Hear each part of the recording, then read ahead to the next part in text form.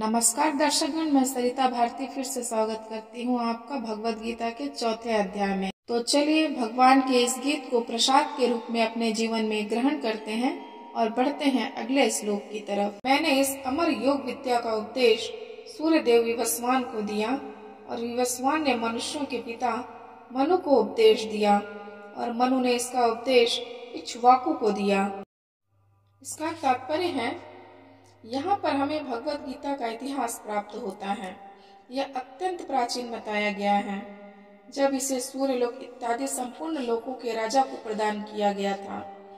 समस्त लोगों के राजा विशेष रूप से निवासियों की रक्षा के निमित्त होते हैं, अतः राजन्य वर्ग को भगवत गीता की विद्या को समझना चाहिए, जिससे वे नागरिकों पर शासन कर सकें और उन्हें काम रूपी भवबंधन से बचा सकें। मानव जीवन का उद्देश्य भगवान के साथ अपने शाश्वत संबंध के आध्यात्मिक ज्ञान का विकास है और सारे राज्यों तथा समस्त लोगों के शासनाध्यक्षों को चाहिए कि शिक्षा, संस्कृति तथा भक्ति द्वारा नागरिकों को यह पाठ पढ़ाएं।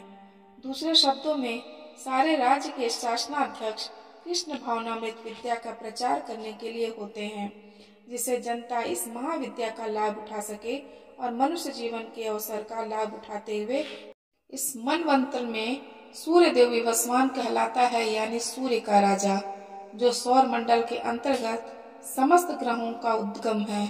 ब्रह्म संहिता में कहा गया है, यच छुरेषु सविता सकल ग्रहणाम राजा समस्त सूर मूर्ति शेष तेजा यस्याज्ञा भ्रमति संवृत काल चक्रो गोविंद मादि पुरुषम तमहम भजामि। अर्थात ब्रह्मा जी ने कहा, मैं उन श्री भगवान गोविंद की पूजा करता हूँ जो आदि पुरुष हैं और जिनके आदेश से समस्त लोगों का राजा सूर्य प्रभु शक्ति तथा ऊष्मा धारण करता है। यह सूर्य भगवान के नेत्र तुल्य है और यह उनकी आज्ञा अनुसार अपनी कक्षा को तय करता है। सूर्य सभी लोगों का राजा है तथा सूर्य देव सूर्य ग्रह पर शासन करता है, जो ऊष्मा तथा प्रकाश प्रदान करके अन्य समस्त लोगों को अपने नियंत्रण में रखता है। सूर्य कृष्ण के आदेश पर घूमता है और भगवान कृष्ण ने विवस्वान को भगवत गीता की विद्या समझाने के लिए अपना पहला शिष्य चुना। अतः गीता किसी मामूली सांसारिक विद्यार्थी के लिए कोई काल्पनिक भाष्य नहीं, अपितु ज्ञान का मानक अर्थ है जो अनंत काल से चला आ रहा है। महाभारत में गीता का इतिहास इस रूप में प्राप्त होता है। त्रेता युगादौ च ततो विवस्वान मन्वय ददौ मनुष्य लोक वित्यर्थम सुताय इक्ष्वाकवे ददौ इक्ष्वाकुणा च कथितो व्याप्य लोका नव स्थितः। अर्थात त्रेता युग के आदि में विवस्वान ने परमेश्वर संबंधी इस विज्ञान का उपदेश मनु को दिया और मनुष्यों के जनक मनु ने इसे अपने पुत्र इक्ष्वाकु को दिया। इक्ष्वाकु इस पृथ्वी के शासक थे और उस रघुकुल के पूर्वज थे जिसमें भगवान श्री राम ने अवतार लिया। इससे प्रमाणित होता है कि मानव समाज में महाराज इक्ष्वाकु के काल से ही भगवत गीता विद्यमान थी। इस समय कलयुग के केवल 5000 वर्ष व्यतीत हुए हैं, जबकि इसकी पूर्ण आयु 4,32,000 वर्ष है। इसके पूर्व द्वापर युग 8 लाख वर्ष का था और इससे भी पूर्व त्रेता युग 12 लाख वर्ष का था। इस प्रकार लगभग 20,05,000 वर्ष पूर्व मनु ने अपने शिष्य तथा पुत्र इक्ष्वाकु से, जो इस पृथ्वी के राजा थे, श्रीमद् भगवत गीता कही। वर्तमान मनु की आयु लगभग 30 करोड़ 53 लाख वर्ष अनुमानित की जाती है, जिसमें से 12 करोड़ 4 लाख वर्ष बीत चुके हैं। यह मानते हुए कि मनु के जन्म के पूर्व भगवान ने अपने शिष्य सूर्यदेव विवस्वान को गीता सुनाई, मोटा अनुमान यह है कि गीता कम से कम 12 करोड़ 4 लाख वर्ष पहले कही गई और मानव समाज में यह 20 लाख वर्षों से विद्यमान रही। इसे भगवान ने लगभग 5000 वर्ष पूर्व अर्जुन से पुनः कहा। गीता के अनुसार ही तथा इसके वक्ता भगवान कृष्ण के कथन के अनुसार यह गीता के इतिहास का मोटा अनुमान है। सूर्यदेव विवस्वान को इसलिए गीता सुनाई गई क्योंकि वह क्षत्रिय था और समस्त क्षत्रियों का जनक है, जो सूर्यवंशी हैं। चूंकि भगवत गीता वेदों के ही समान है, क्योंकि इसे श्री भगवान ने कहा था, अतः यह ज्ञान अपौरुषेय है। चूंकि वैदिक आदेशों को यथारूप में बिना किसी मानवीय विवेचना के स्वीकार किया जाता है, फलतः गीता को भी किसी सांसारिक विवेचना के बिना स्वीकार किया जाना चाहिए। सांसारिक तार्किजन अपनी अपनी विधि से गीता के विषय में चिंतन कर सकते हैं, किंतु यह यथारूप भगवत गीता नहीं है। अतः भगवत गीता को गुरु परंपरा से यथारूप में ग्रहण करना चाहिए। यहाँ पर यह वर्णन हुआ है कि भगवान ने सूर्यदेव से कहा, सूर्यदेव ने अपने पुत्र मनु से और मनु ने अपने पुत्र इक्ष्वाकु से कहा। इस प्रकार यह परम विज्ञान गुरु परंपरा द्वारा प्राप्त किया गया और राज ऋषियों ने इसी विधि से इसे समझा, किंतु कालक्रम में यह परंपरा छिन्न हो गई। अतः यह विज्ञान यथारूप में लुप्त हो गया लगता है। इसका तात्पर्य है, यहाँ स्पष्ट कहा गया है कि गीता विशेष रूप से राज ऋषियों के लिए थी, क्योंकि वे इसका उपयोग प्रजा के ऊपर शासन करने में करते थे। निश्चय ही भगवत गीता कभी भी आश्रित पुरुषों के लिए नहीं थी, जिनसे किसी को भी इसका लाभ न मिलता और जो अपनी अपनी सनक के अनुसार विभिन्न प्रकार की विवेचना करते। अतः जैसे ही असाधु भाष्यकारों के निस्वार्थों से गीता का मूल उद्देश्य उच्छिन्न हुआ, वैसे ही पुनः गुरु परंपरा स्थापित करने की आवश्यकता प्रतीत हुई। 5000 वर्ष पूर्व भगवान ने स्वयं देखा कि गुरु परंपरा टूट चुकी है। अतः उन्होंने घोषित किया कि गीता का उद्देश्य नष्ट हो चुका है, किंतु यदि इसे मानसिक चिंतन समझा जाए तो यह समय का अपव्यय होगा। आज मेरे द्वारा वही यह प्राचीन योग यानी परमेश्वर के साथ अपने संबंध का विज्ञान तुमसे कहा जा रहा है, क्योंकि तुम मेरे भक्त धर्म मित्र हो। अतः तुम इस विज्ञान के दिव्य रहस्य को समझ सकते हो। इसका तात्पर्य है, मनुष्य की दो श्रेणियां हैं, भक्त तथा असुर। भगवान ने अर्जुन को इस विद्या का पात्र इसलिए चुना क्योंकि वह उनका भक्त था, किंतु असुर के लिए इस परम गुह्य विद्या को समझ पाना संभव नहीं है। इस परम ज्ञान ग्रंथ के अनेक संस्करण उपलब्ध हैं। इनमें से कुछ भक्तों की टीकाएं हैं और कुछ असुरों की। जो टीकाएं भक्तों द्वारा की गई है वे वास्तविक हैं, किंतु जो असुरों द्वारा की गई है वे व्यर्थ है। अर्जुन श्री कृष्ण को भगवान के रूप में मानता है। अतः जो गीता भाष्य अर्जुन के पद चिन्हों का अनुसरण करते हुए किया गया है, वह इस परम विद्या के पक्ष में वास्तविक सेवा है। किंतु असुर भगवान कृष्ण को उस रूप में नहीं मानते। वे कृष्ण के विषय में तरह तरह की मनगढ़ंत बातें करते हैं और वे कृष्ण के उपदेश मार्ग से सामान्य जनता को गुमराह करते रहते हैं। ऐसे कुमार्गों से बचने के लिए यह एक चेतावनी है। मनुष्य को चाहिए कि अर्जुन की परंपरा का अनुसरण करे और श्रीमद् भगवद गीता के इस परम विज्ञान से लाभान्वित हो। अर्जुन ने कहा, सूर्यदेव विवस्वान आपसे पहले हो चुके हैं, तो फिर मैं कैसे समझूं कि प्रारंभ में भी आपने उन्हें इस विद्या का उपदेश दिया था।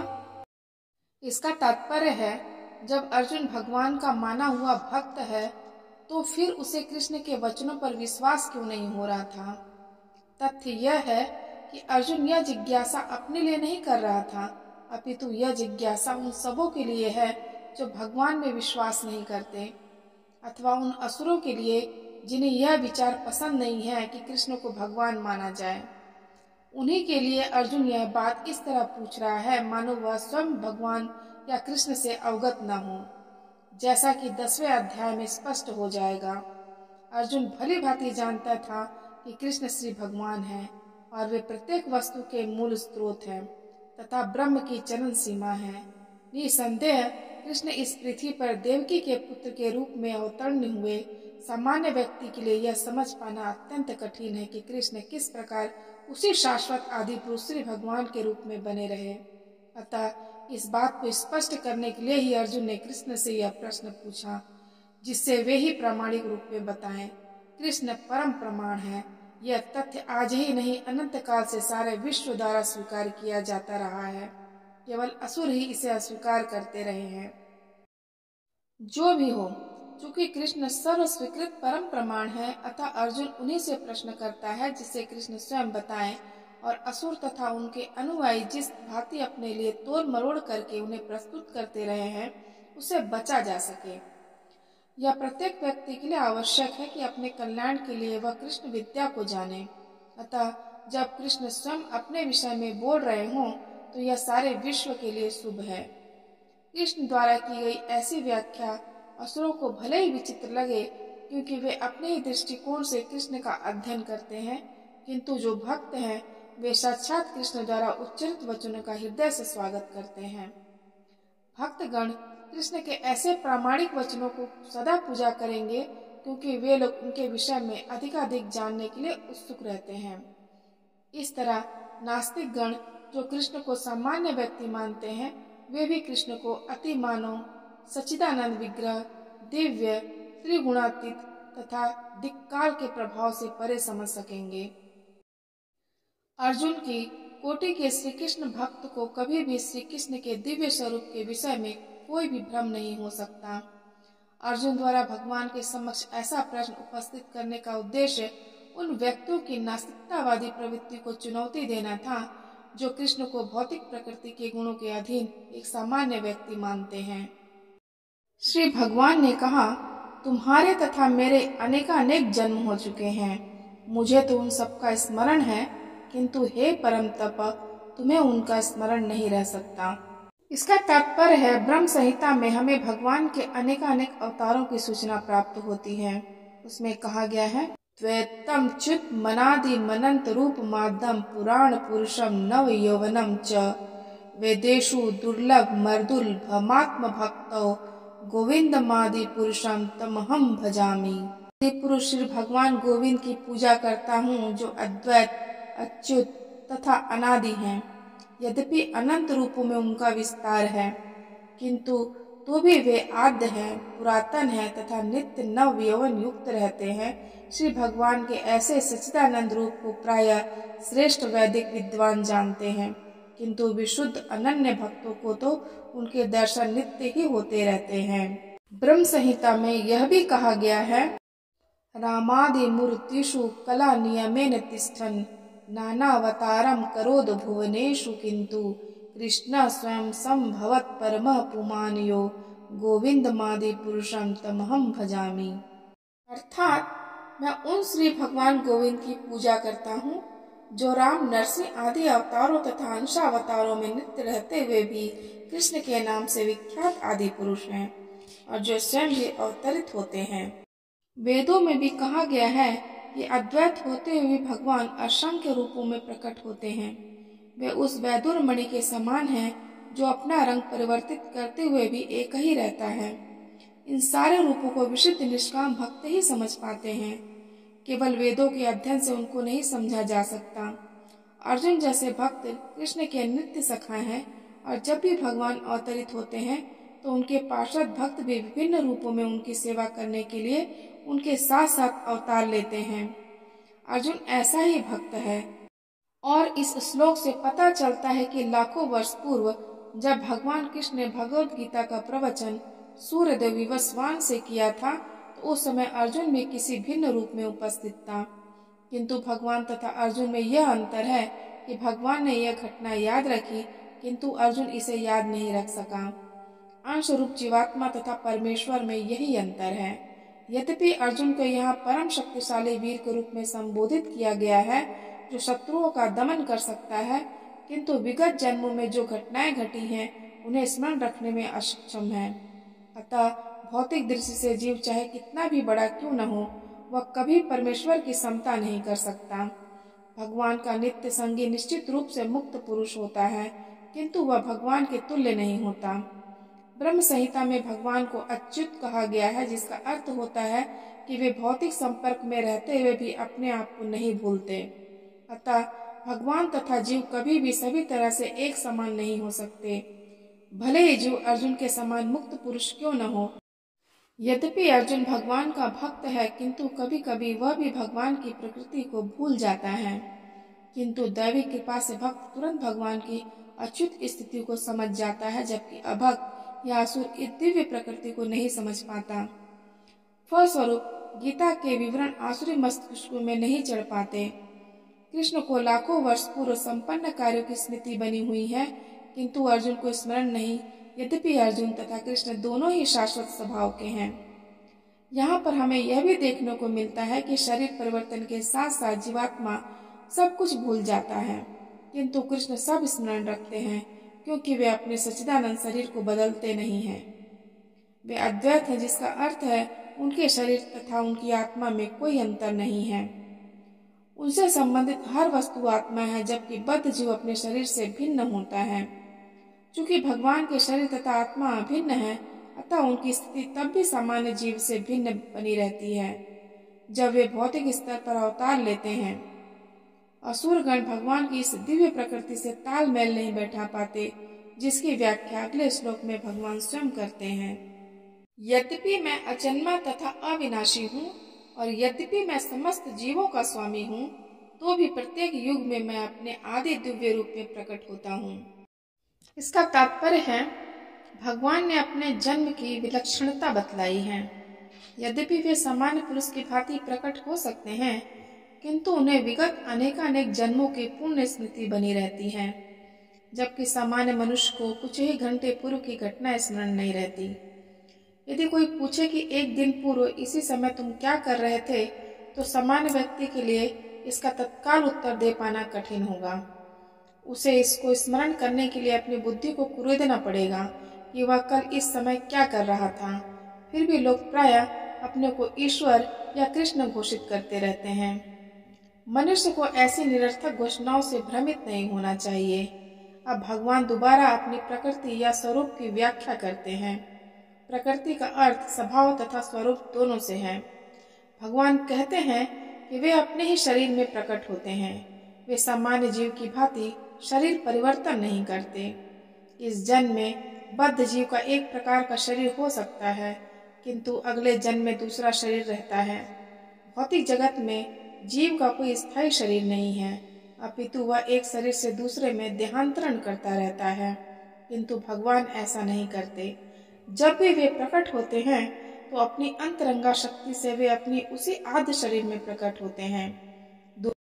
दूसरे शब्दों में श्री कृष्ण इस जगत में अपने आदि शाश्वत स्वरूप में दो भुजाओं में बांसुरी धारण किए अवतरित होते हैं।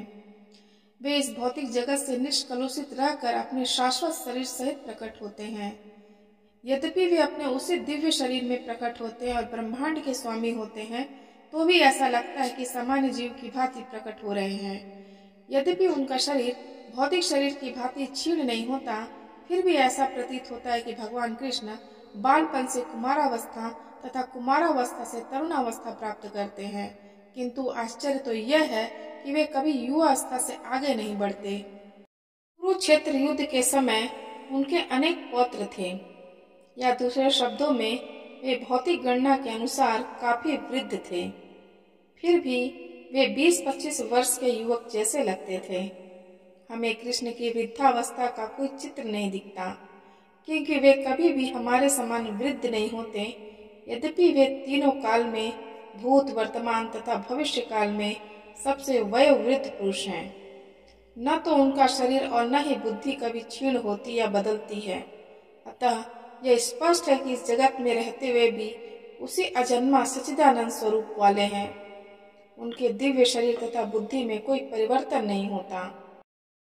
वस्तुतः उनका आविर्भाव और तिरोभाव सूर्य के उदय तथा अस्त के समान है, जो हमारे सामने से घूमता हुआ हमारी दृष्टि से ओझल हो जाता है। जब सूर्य हमारी दृष्टि से ओझल रहता है तो हम सोचते हैं कि सूर्य अस्त हो गया है, और जब हमारे समक्ष होता है तो हम सोचते हैं कि वह क्षितिज में है। वस्तुतः सूर्य स्थिर है, किंतु अपनी अपूर्ण एवं त्रुटिपूर्ण इंद्रियों के कारण हम सूर्य को उदय और अस्त होते परिकल्पित करते हैं।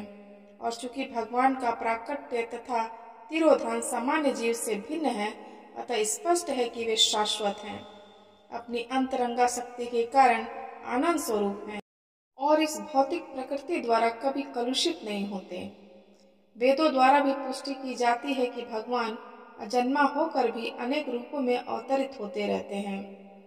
वैदिक साहित्यों से भी पुष्टि होती है कि यद्यपि भगवान जन्म लेते प्रतीत होते हैं, किंतु तो भी वे शरीर परिवर्तन नहीं करते। श्रीमद् भागवत में वे अपनी माता के समक्ष नारायण रूप में 4 भुजाओं तथा 6 ऐश्वर्यों से युक्त होकर प्रकट होते हैं। उनका आद्य शाश्वत रूप में प्रकट्य उनकी अहेतुकी कृपा है, जो जीवों को प्रदान की जाती है, जिससे वे भगवान के यथा रूप में अपना ध्यान केंद्रित कर सकें, न कि निर्विशेषवादियों द्वारा मनोधर्म या कल्पनाओं पर आधारित रूप में। विश्वकोश के अनुसार माया या आत्म माया शब्द भगवान के अहेतुकी कृपा का सूचक है। भगवान अपने समस्त पूर्व आयुर्भाव तिरुभावों से अवगत रहते हैं, किंतु सामान्य जीवों को जैसे ही नवीन शरीर प्राप्त होता है वह अपने पूर्व शरीर के विषय में सब कुछ भूल जाता है।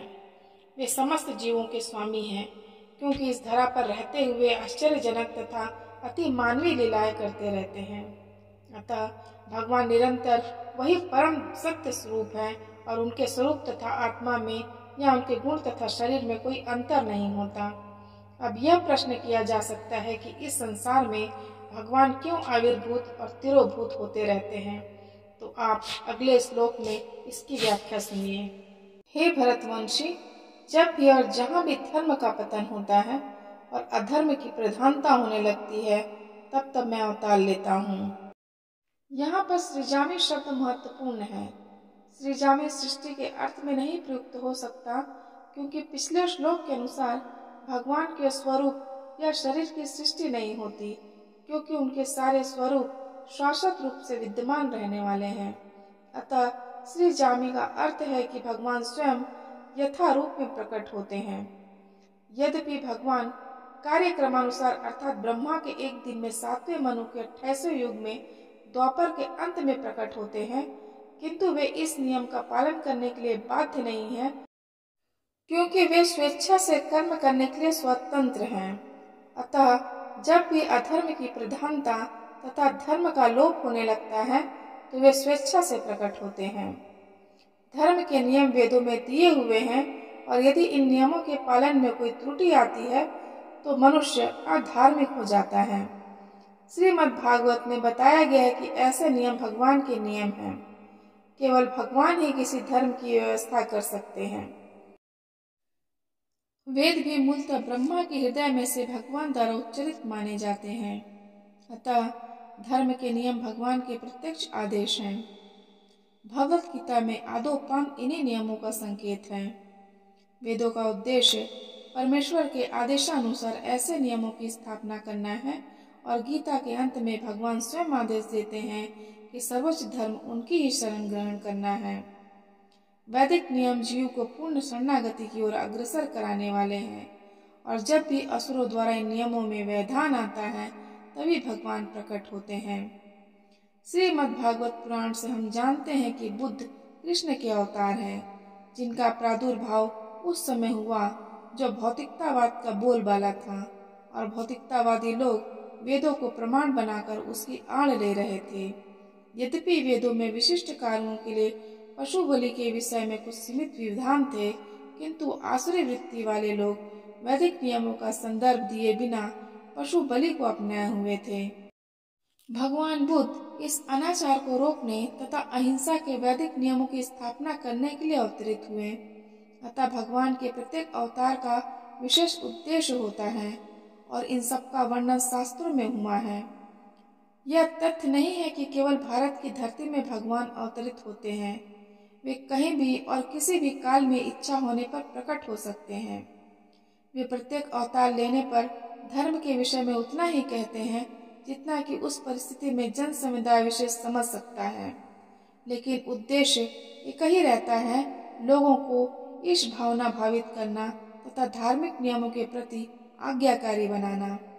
कभी वे स्वयं प्रकट होते हैं, तो कभी अपने प्रामाणिक प्रतिनिधि को अपने पुत्र या दास के रूप में भेजते हैं, या वेश बदलकर स्वयं ही प्रकट होते हैं। भगवत गीता के सिद्धांत अर्जुन से कहे गए थे, अतः वे किसी भी महापुरुष के प्रति हो सकते थे, क्योंकि अर्जुन संसार के अन्य भागों के सामान्य पुरुषों की अपेक्षा अधिक जागरूक था। 2 और 2 मिलकर 4 होते हैं। यह गणितीय नियम प्राथमिक कक्षा के विद्यार्थी के लिए उतना ही सत्य है जितना कि उच्च कक्षा के विद्यार्थी के लिए। तो भी गणित उच्च स्तर तथा निम्न स्तर का होता है। अतः भगवान प्रत्येक अवतार में एक जैसे सिद्धांतों की शिक्षा देते हैं, जो परिस्थितियों के अनुसार उच्च या निम्न प्रतीत होते हैं। जैसा कि आगे बताया जाएगा, धर्म के उच्चतर सिद्धांत चारों वर्णाश्रमों को स्वीकार करने से प्रारंभ होते हैं। अवतारों का एकमात्र उद्देश्य सर्वत्र कृष्ण भावनामृत को उद्घोषित करना है। परिस्थिति के अनुसार यह भावनामृत प्रकट तथा अप्रकट होता है। भक्तों का उद्धार करने, दुष्टों का विनाश करने तथा धर्म की फिर से स्थापना करने के लिए मैं हर युग में प्रकट होता हूँ। इसका तात्पर्य है, भगवत गीता के अनुसार साधु कृष्ण भावनाभावित व्यक्ति हैं। अधार्मिक लगने वाले व्यक्ति में भी यदि पूर्ण कृष्ण चेतना हो तो उसे साधु समझना चाहिए। दुष्कृताम उन व्यक्तियों के लिए आया है जो कृष्ण भावनामृत की परवाह नहीं करते। ऐसे दुष्कृताम या उपद्रवी मूर्ख तथा अधम व्यक्ति कहलाते हैं, भले ही वे सांसारिक शिक्षा से विभूषित क्यों न हो। इसके विपरीत यदि कोई 100% कृष्ण भावनामृत में लगा रहता है तो वह विद्वान या सुसंस्कृत न भी हो फिर भी वह साधु कहलाता है। जहाँ तक कि अनिश्वरवादियों का प्रश्न है, भगवान के लिए आवश्यक नहीं कि वे इनके विनाश के लिए उस रूप में अवतरित हों जिस रूप में वे रावण तथा कंस के वध करने के लिए हुए थे। भगवान के ऐसे अनेक अनुचर हैं जो असुरों का संहार करने में सक्षम हैं, किंतु भगवान तो अपने उन निष्काम भक्तों को तुष्ट करने के लिए विशेष रूप से अवतार लेते हैं जो असुरों द्वारा निरंतर तंग किए जाते हैं। असुर भक्त को तंग करता है तो भले ही वह उसका सगा संबंधी क्यों न हो। यद्यपि प्रहलाद महाराज हिरण्यकश्यप के पुत्र थे, किंतु तो भी वे अपने पिता द्वारा उत्पीड़ित थे। इसी प्रकार कृष्ण की माता देवकी यद्यपि कंस की बहन थी, किंतु उन्हें तथा उनके पति वसुदेव को इसलिए दंडित किया गया था क्योंकि उनसे कृष्ण को जन्म लेना था। अतः भगवान कृष्ण मुख्यतः देवकी के उद्धार करने के लिए प्रकट हुए थे, कंस को मारने के लिए नहीं। किंतु ये दोनों कार्य एक साथ संपन्न हो गए। अतः यह कहा जाता है कि भगवान भक्त का उद्धार करने तथा दुष्ट असुरों का संहार करने के लिए विभिन्न अवतार लेते हैं। कृष्णदास कविराज कृत चैतन्य चरितामृत के निम्नलिखित श्लोकों से अवतारों के सिद्धांतों का सारांश प्रकट होता है। सृष्टि हेतु वही मूर्ति प्रपंच अवतरे, सही ईश्वर मूर्ति अवतार नाम धरे, मायातीत पर व्योमो सबार अवस्थान, विश्व अवतरी धरे अवतार नाम। अवतार अथवा ईश्वर का अवतार भगवत धाम से भौतिक प्राकट्य हेतु होता है। ईश्वर का वह विशिष्ट रूप जो इस प्रकार अवतरित होता है अवतार कहलाता है। ऐसे अवतार भगवत धाम में स्थिर रहते हैं। जब वे भौतिक सृष्टि में उतरते हैं तो उन्हें अवतार कहा जाता है। अवतार कई तरह के होते हैं, यथा पुरुषावतार, गुणावतार, लीलावतार, शकत्यावेश अवतार, मनवंतर अवतार तथा युगावतार।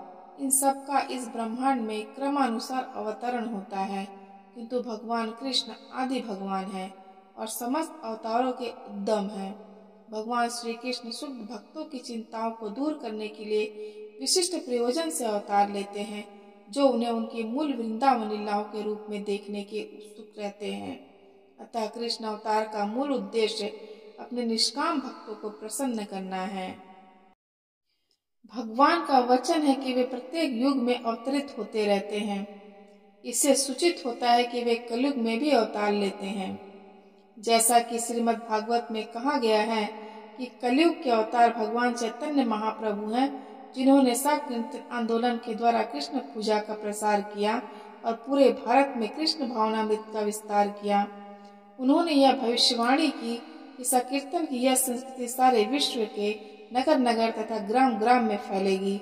भगवान चैतन्य को गुप्त रूप में किंतु प्रकट रूप में नहीं, उपनिषदों, महाभारत तथा भागवत जैसे शास्त्रों के गुह्य अंशों में वर्णित किया गया है।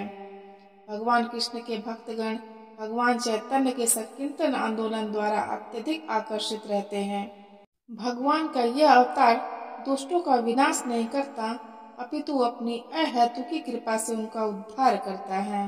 हे अर्जुन, जो मेरे आविर्भाव तथा कर्मों की दिव्य प्रकृति को जानता है, वह इस शरीर को छोड़ने पर इस भौतिक संसार में पुनः जन्म नहीं लेता, अपितु मेरे सनातन धाम को प्राप्त होता है। इसका तात्पर्य है, छठवें श्लोक में भगवान के दिव्य धाम से उनके अवतरण की व्याख्या हो चुकी है।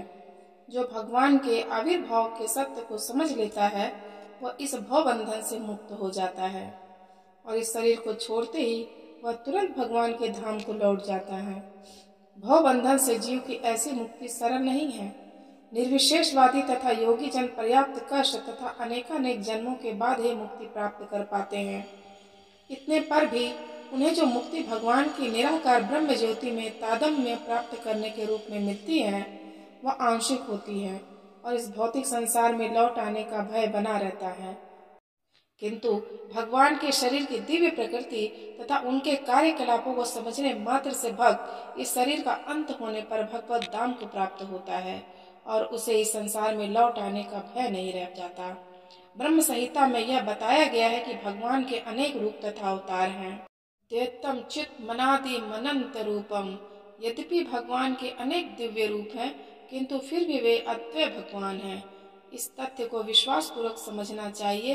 यद्यपि यह संसारिक विद्वानों तथा ज्ञान योगियों के लिए अगम्य है, जैसा कि वेदों में कहा गया है, एको देव नित्य लीलानुरक्तो भक्त व्यापी हृदय अंतरात्मा। अर्थात एक भगवान अपने निष्काम भक्तों के साथ अनेकानेक दिव्य रूपों में सदैव संबंधित हैं। इस वेद वचन की स्वयं भगवान ने गीता के इस श्लोक में पुष्टि की है। जो इस सत्य को वेद तथा भगवान के प्रमाण के आधार पर स्वीकार करता है और शुष्क चिंतन में समय नहीं गंवाता, वह मुक्ति की चरम सिद्धि प्राप्त करता है। इस सत्य को श्रद्धा पूर्वक स्वीकार करने से मनुष्य निश्चित रूप से मुक्ति लाभ कर सकता है। इस प्रसंग में वैदिक वाक्य तत्वमसि लागू होता है। जो कोई भगवान कृष्ण को पर ब्रह्म करके जानता है या उनसे यह कहता है कि आप वही पर ब्रह्म श्री भगवान हैं, वह निश्चित रूप से अविलंब मुक्त हो जाता है। फलस्वरूप उसे भगवान की दिव्य संगति की प्राप्ति निश्चित हो जाती है। दूसरे शब्दों में ऐसा श्रद्धालु भगवत भक्त सिद्धि प्राप्त करता है। इसकी पुष्टि निम्नलिखित वेद वचन से होती है। तमेव विदित्वाति मृत्युमेति नान्यः पंथा विद्यते अयनाय। अर्थात श्री भगवान को जान लेने से ही मनुष्य जन्म तथा मृत्यु से मुक्ति की पूर्ण अवस्था प्राप्त कर सकता है। इस सिद्धि को प्राप्त करने का कोई अन्य विकल्प नहीं है। यहाँ पर कोई विकल्प नहीं का अर्थ यही है कि जो कृष्ण को श्री भगवान के रूप में नहीं मानता, वो अवश्य ही तमोगुणी है और मधुपात्र को केवल बाहर से चाटकर या भगवत गीता की विद्वत्तापूर्ण संसारी विवेचना करके मोक्ष प्राप्त नहीं कर सकता। ऐसे शुष्क दार्शनिक भौतिक जगत में महत्वपूर्ण भूमिका निभाने वाले होते हैं, किंतु वे मुक्ति के अधिकारी नहीं होते। ऐसे अभिमानी संसारी विद्वानों को भगवत भक्त की अहेतुकी कृपा की प्रतीक्षा करनी पड़ती है। अतः मनुष्य को चाहिए कि श्रद्धा तथा ज्ञान के साथ कृष्ण भावनामृत का अनुशीलन करें और सिद्धि प्राप्त करने का यही उपाय है।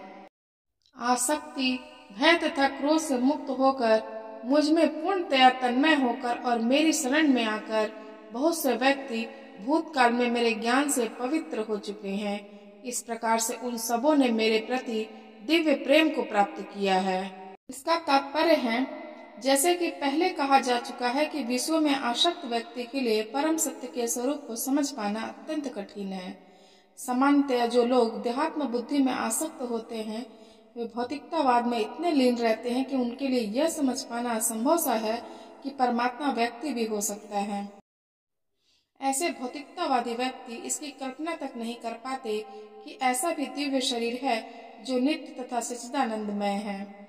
भौतिकतावादी धारणा के अनुसार शरीर नाशवान, अज्ञानमय तथा अत्यंत दुखमय होता है। अतः जब लोगों को भगवान के साकार के रूप के विषय में बताया जाता है, तो उनके मन में शरीर की यही धारणा बनी रहती है। ऐसे भौतिकतावादी पुरुषों के लिए विराट भौतिक जगत का स्वरूप ही परम तत्व है। फलस्वरूप वे परमेश्वर को निराकार मानते हैं और भौतिकता में इतने तल्लीन रहते हैं कि भौतिक पदार्थ से मुक्ति के बाद भी अपना स्वरूप बनाए रखने के विचार से डरते हैं। जब उन्हें यह बताया जाता है कि आध्यात्मिक जीवन की व्यक्तिगत तथा साकार होता है, तो पुनः व्यक्ति बनने से भयभीत हो उठते हैं। फलतः वे निराकार शून्य में तदाकार होना पसंद करते हैं। सामान्यतः वे जीवों की तुलना समुद्र के बुलबुलों से करते हैं, जो टूटने पर समुद्र में ही लीन हो जाते हैं। पृथक व्यक्तित्व से रहित आध्यात्मिक जीवन की यह चरम सिद्धि है। यह जीवन की भयावह अवस्था है जो आध्यात्मिक जीवन के पूर्ण ज्ञान से रहित है। इसके अतिरिक्त ऐसे बहुत से मनुष्य हैं जो आध्यात्मिक जीवन को तनिक भी नहीं समझ पाते। अनेक वादों तथा दार्शनिक चिंतन की विविध विसंगतियों से परेशान होकर वे उब उठते हैं या क्रुद्ध हो जाते हैं और मूर्खतावश यह निष्कर्ष निकालते हैं कि परम कारण जैसा कुछ नहीं है। अतः प्रत्येक वस्तु अंततोगत्वा शून्य है। ऐसे लोग जीवन की रुग्णावस्था में होते हैं। कुछ लोग भौतिकता में इतने आसक्त रहते हैं कि वे आध्यात्मिक जीवन की ओर कोई ध्यान नहीं देते और कुछ लोग तो निराशावश सभी प्रकार के आध्यात्मिक चिंतनों से क्रुद्ध होकर प्रत्येक वस्तु पर अविश्वास करने लगते हैं। इस अंतिम कोटि के लोग किसी न किसी मादक वस्तु का सहारा लेते हैं और उनके मति विभ्रम को कभी कभी आध्यात्मिक दृष्टि मान लिया जाता है। मनुष्य को भौतिक जगत के प्रति आसक्ति की तीनों अवस्थाओं से छुटकारा पाना होता है। ये है आध्यात्मिक जीवन की उपेक्षा, आध्यात्मिक साकार रूप का भय तथा जीवन की हताशा से उत्पन्न शून्यवाद की कल्पना। जीवन की इन तीनों अवस्थाओं से छुटकारा पाने के लिए प्रामाणिक गुरु के निर्देशन में भगवान की शरण ग्रहण करना और भक्तिमय जीवन के नियम तथा विधि विधानों का पालन करना आवश्यक है। भक्तिमय जीवन की अंतिम अवस्था भाव या दिव्य ईश्वरीय प्रेम कहलाती है। भक्तिरसामृत सिंधु के अनुसार भक्ति का विज्ञान इस प्रकार है। आदौ श्रद्धा, ततः साधु संगोत भजन क्रिया, ततो अनुनिवृत्तिः स्यात् ततो निष्ठा रुचि स्थितः, अथा शक्ति स्थितो भाव स्थितः प्रेमाभूत अर्चति, साधका नामयम् प्रेमणः प्रादुर्भावे भवेत् क्रमः। प्रारंभ में आत्म साक्षात्कार की सामान्य इच्छा होनी चाहिए। इससे मनुष्य ऐसे व्यक्तियों की संगति करने का प्रयास करता है जो आध्यात्मिक दृष्टि से उठे हुए हैं। अगली अवस्था में गुरु से दीक्षित होकर नव दीक्षित भक्त उसके आदेशानुसार भक्ति योग प्रारंभ करता है। इस प्रकार सद्गुरु के निर्देश में भक्ति करते हुए वह समस्त भौतिक आसक्ति से मुक्त हो जाता है। उसके आत्म साक्षात्कार में स्थिरता आती है और वह श्री भगवान कृष्ण के विषय में श्रवण करने के लिए रुचि विकसित करता है। इस रुचि से आगे चलकर कृष्ण भावनामृत में आसक्ति उत्पन्न होती है और भाव में अथवा भगवत प्रेम के प्रथम सोपान में परिपक्व होती है। ईश्वर के प्रति प्रेम ही जीवन की सार्थकता है। प्रेम अवस्था में भक्त भगवान की दिव्य प्रेमा भक्ति में निरंतर लीन रहता है। अतः भक्ति की मंद विधि से प्रामाणिक गुरु के निर्देश में सर्वोच्च अवस्था प्राप्त की जा सकती है और समस्त भौतिक आसक्ति, व्यक्तिगत आध्यात्मिक स्वरूप के भय तथा शून्यवाद से उत्पन्न हताशा से मुक्त हुआ जा सकता है। तभी मनुष्य को अंत में भगवान के धाम की प्राप्ति हो सकती है। जिस भाव से सारे लोग मेरी शरण ग्रहण करते हैं उसी के अनुरूप मैं उन्हें फल देता हूँ। हे पार्थ, प्रत्येक व्यक्ति सभी प्रकार से मेरे पथ का अनुगमन करता है। का तात्पर्य है प्रत्येक व्यक्ति कृष्ण को उनके विभिन्न स्वरूपों में खोज रहा है। भगवान श्री कृष्ण को अंशतः उनके निर्विशेष ब्रह्म ज्योति तेज में तथा प्रत्येक वस्तु के कण कण में रहने वाले सर्वव्यापी परमात्मा के रूप में अनुभव किया जाता है। लेकिन कृष्ण का पूर्ण साक्षात्कार तो उनके शुद्ध भक्त ही कर पाते हैं। फलतः कृष्ण प्रत्येक व्यक्ति की अनुभूति के विषय हैं और इस तरह कोई भी और सभी अपनी अपनी इच्छा के अनुसार तुष्ट होते हैं। दिव्य जगत में कृष्ण अपने शुद्ध भक्तों के साथ दिव्य भाव से विनिमय करते हैं, जिस तरह की भक्त उन्हें चाहता है। कोई एक भक्त कृष्ण को परम स्वामी के रूप में चाह सकता है, दूसरा अपने सखा के रूप में, तीसरा अपने पुत्र के रूप में, चौथा अपने प्रेमी के रूप में। कृष्ण सभी भक्तों को समान रूप से उनके प्रेम की प्रगाढ़ता के अनुसार फल देते हैं। भौतिक जगत में भी ऐसी ही विनिमय की अनुभूतियां होती हैं और वे विभिन्न प्रकार के भक्तों के अनुसार भगवान द्वारा समभाव से विनिमय की जाती है। भक्त यहाँ पर और दिव्य धाम में भी कृष्ण का सानिध्य प्राप्त करते हैं और भगवान की साकार सेवा कर सकते हैं। इस तरह वे उनकी प्रेमा भक्ति का दिव्य आनंद प्राप्त करते हैं। किंतु जो निर्विशेषवादी हैं और जो जीवात्मा के अस्तित्व को मिटाकर आध्यात्मिक आत्मघात करना चाहते हैं, कृष्ण उनको भी अपने तेज में लीन करके उनकी सहायता करते हैं। ऐसे निर्विशेषवादी सच्चिदानंद भगवान को स्वीकार नहीं करते, फलतः वे अपने व्यक्तित्व को मिटाकर भगवान के दिव्य सगुण भक्ति के आनंद को प्राप्त नहीं करते। उनमें से कुछ तो निर्विशेष सत्ता में दृढ़ता पूर्वक स्थित नहीं हो पाते। वे अपने कार्य के सुप्त इच्छाओं को प्रदर्शित करने के लिए इस भौतिक क्षेत्र में वापस आते हैं। उन्हें बैकुंठ लोक में प्रवेश करने नहीं दिया जाता, किंतु उन्हें भौतिक लोक में कार्य करने का अवसर प्रदान किया जाता है। जो सकाम कर्मी है, भगवान उन्हें यज्ञेश्वर के रूप में उनके कर्मों का वांछित फल देते हैं। जो योगी हैं और योग शक्ति की खोज में रहते हैं, उन्हें योग शक्ति प्रदान करते हैं। दूसरे शब्दों में प्रत्येक व्यक्ति की सफलता भगवान की कृपा पर आश्रित रहती है और समस्त प्रकार की आध्यात्मिक विधियां एक ही पथ में सफलता की विभिन्न कोटियां हैं।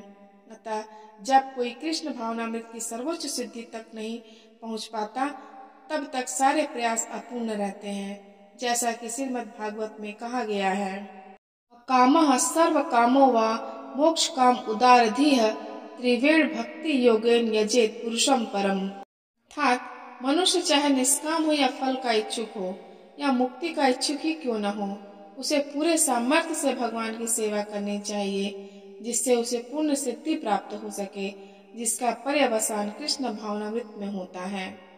इस संसार में मनुष्य सकाम कर्मों में सिद्धि चाहते हैं, फलस्वरूप वे देवताओं की पूजा करते हैं।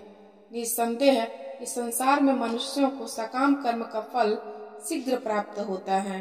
इसका तात्पर्य है, सांसारिक लाभ चाहने वाले लोग दिव्य देवताओं की पूजा करते हैं और उनसे वरदान मांगते हैं। देवी देवता जो वरदान देते हैं वे भौतिक और अस्थायी होते हैं और वे केवल परम पिता परमेश्वर से प्राप्त शक्ति के आधार पर दिए जाते हैं। इस संबंध में एक सुंदर और शिक्षाप्रद कहानी है। संत फरीद भारतीय इतिहास के एक शक्तिशाली राजा सम्राट अकबर के दरबार में गए। वे दरबार में दर्शन के लिए इंतजार कर रहे थे, जबकि अकबर अपने कमरे में प्रार्थना कर रहे थे। फरीद ने कमरे में झांक कर देखा कि क्या हो रहा है और अकबर को अधिक शक्तिशाली सेना, एक बड़ा खजाना और युद्ध में सफलता के लिए भगवान से प्रार्थना करते हुए सुनकर वह चकित रह गए। राजा को परेशान किए बिना फरीद शाही दरबार में वापस आ गए। अपनी प्रार्थना पूरी करने के बाद अकबर आए और उनसे मिले। उन्होंने महान संत से पूछा कि उन्हें क्या चाहिए। फरीद ने जवाब दिया, मैं अपने आश्रम के लिए जरूरी चीजें मांगने आया हूँ। हालांकि मैं पाता हूँ कि बादशाह खुद भगवान के सामने एक भिखारी है, फिर मैं उनसे कोई अनुग्रह क्यों मांगूं और सीधे भगवान से नहीं। स्वर्ग के देवता केवल भगवान द्वारा दी गई शक्तियों के आधार पर वरदान देते हैं। अल्प बुद्धि वाले उनके पास जाते हैं, लेकिन जो बुद्धिमान है उन्हें यह एहसास होता है कि मध्यस्थ के पास जाने का कोई मतलब नहीं है और वे अपनी आकांक्षाओं की पूर्ति के लिए भगवान के पास जाते हैं। लोग विभिन्न प्रकार के होते हैं, जिनमें उच्च और निम्न आकांक्षाएं होती हैं। श्री कृष्ण अब गुणों और कार्यों की 4 श्रेणियों का उल्लेख करते हैं। प्रकृति के तीनों गुणों और उनसे संबद्ध कर्म के अनुसार मेरे द्वारा मानव समाज के 4 विभाग रचे गए। यद्यपि मैं इस व्यवस्था का सृष्टा हूँ, किंतु तुम यह जान लो कि मैं इतने पर भी अव्यय अकर्ता हूँ। इसका तात्पर्य है, भगवान प्रत्येक वस्तु के सृष्टा हैं। प्रत्येक वस्तु उनसे उत्पन्न है, उनके ही द्वारा पालित है और प्रलय के बाद प्रत्येक वस्तु उन्हीं में समा जाती है। अतः वे ही वर्णाश्रम व्यवस्था के सृष्टा हैं, जिसमें सर्वप्रथम बुद्धिमान मनुष्यों का वर्ग आता है, जो सतोगुणी होने के कारण ब्राह्मण कहलाते हैं। द्वितीय वर्ग प्रशासक वर्ग का है, जिन्हें रजोगुणी होने के कारण क्षत्रिय कहा जाता है। वणिक वर्ग या वैश्य कहलाने वाले लोग रजो तथा तमोगुण के मिश्रण से युक्त होते हैं और शूद्र या श्रमिक वर्ग के लोग तमोगुणी होते हैं।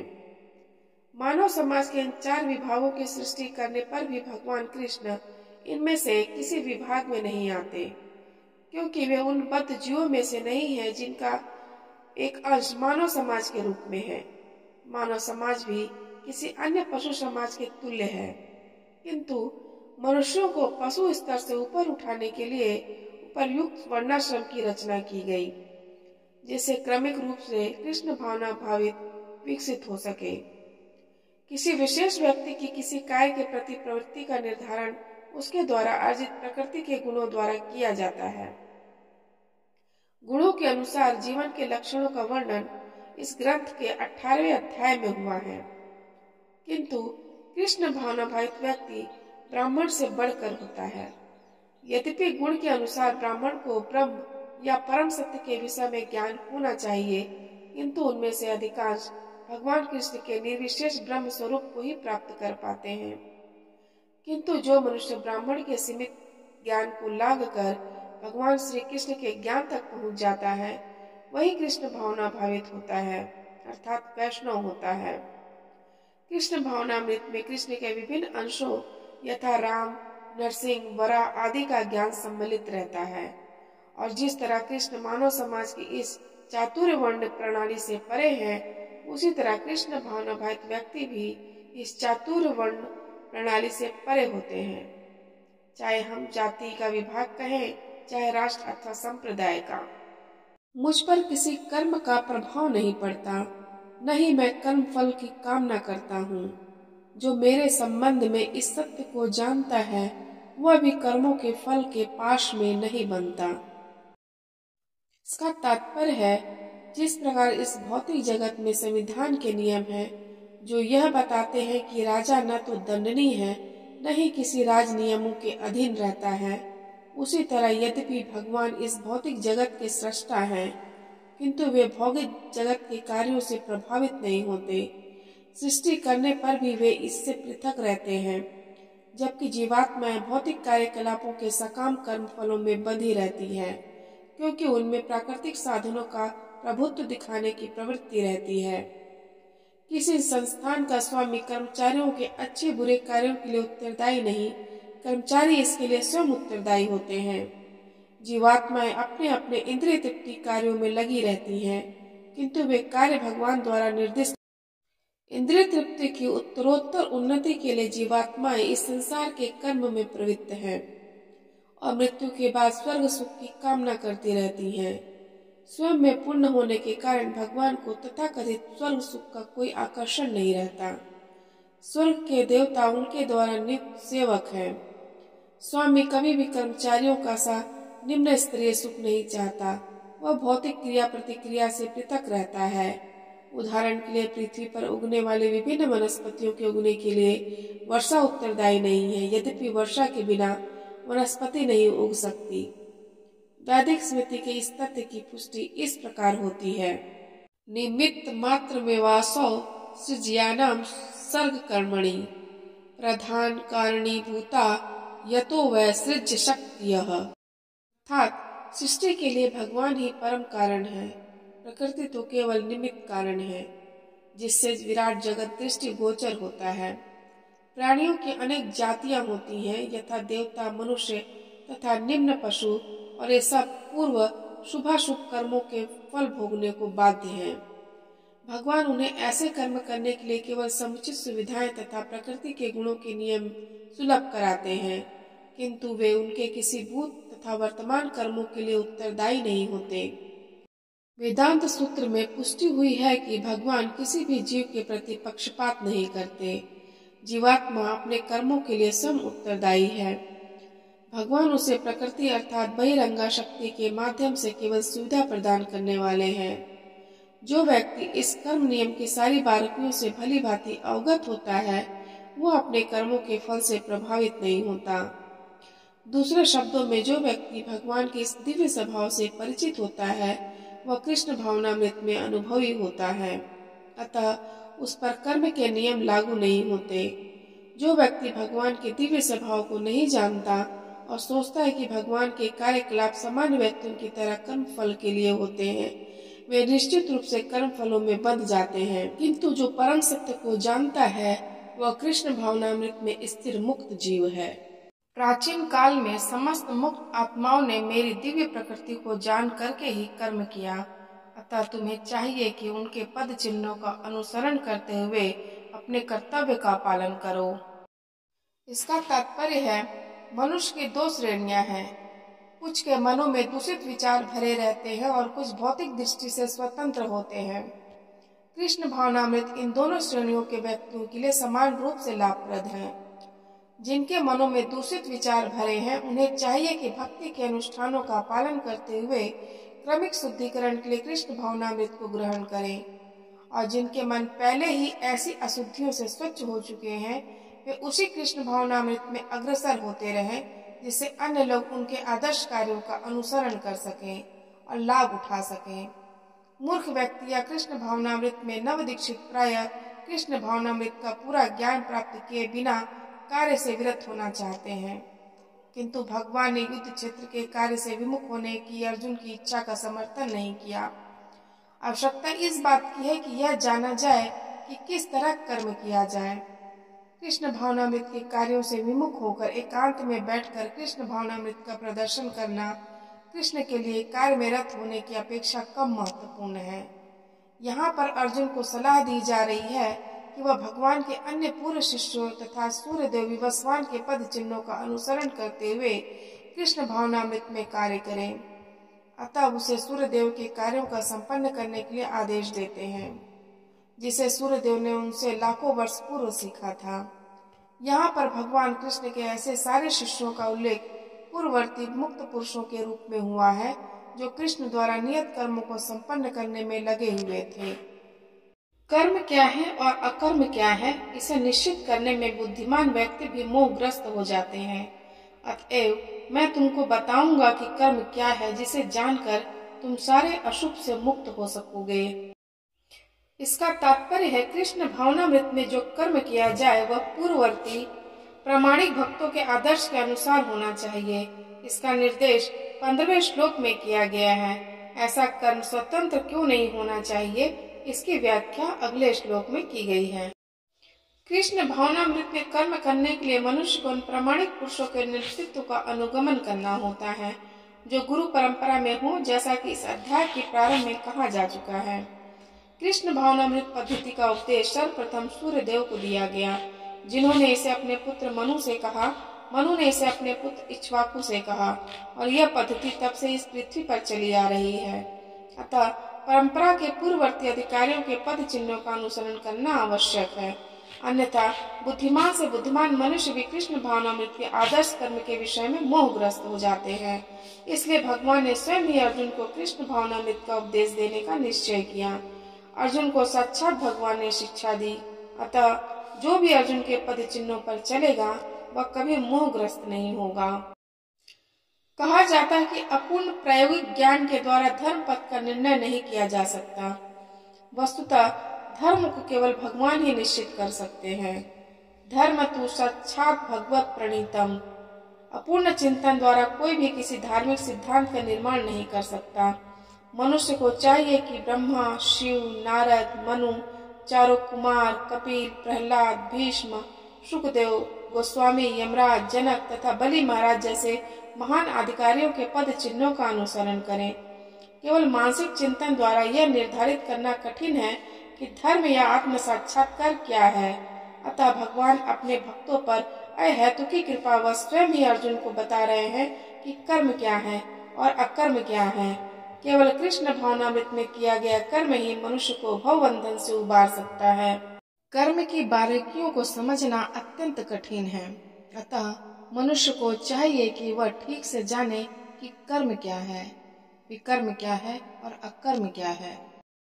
इसका तात्पर्य यह है कि यदि कोई सचमुच ही भव बंधन से मुक्ति चाहता है तो उसे कर्म, अकर्म तथा विकर्म के अंतर को समझना होगा। कर्म, अकर्म तथा विकर्म के विश्लेषण की आवश्यकता है, क्योंकि यह अत्यंत गहन विषय है। कृष्ण भावनामृत को तथा गुणों के अनुसार कर्म को समझने के लिए परमेश्वर के साथ अपने संबंध को जानना होगा। दूसरे शब्दों में, जिसने यह भली भांति समझ लिया है वह जानता है कि जीवात्मा भगवान का नित्य दास है और फलस्वरूप उसे कृष्ण भावनामृत में कार्य करना है। संपूर्ण भगवत गीता का यही लक्ष्य है। इस भावनामृत के विरुद्ध सारे निष्कर्म एवं परिणाम विकर्म या निषिद्ध कर्म है। इसे समझने के लिए मनुष्य को कृष्ण भावनामृत के अधिकारियों की संगति करनी होती है और उनसे रहस्य को समझना होता है। यह साक्षात भगवान से समझने के समान है, अन्यथा बुद्धिमान से बुद्धिमान मनुष्य भी मोहग्रस्त हो जाएगा।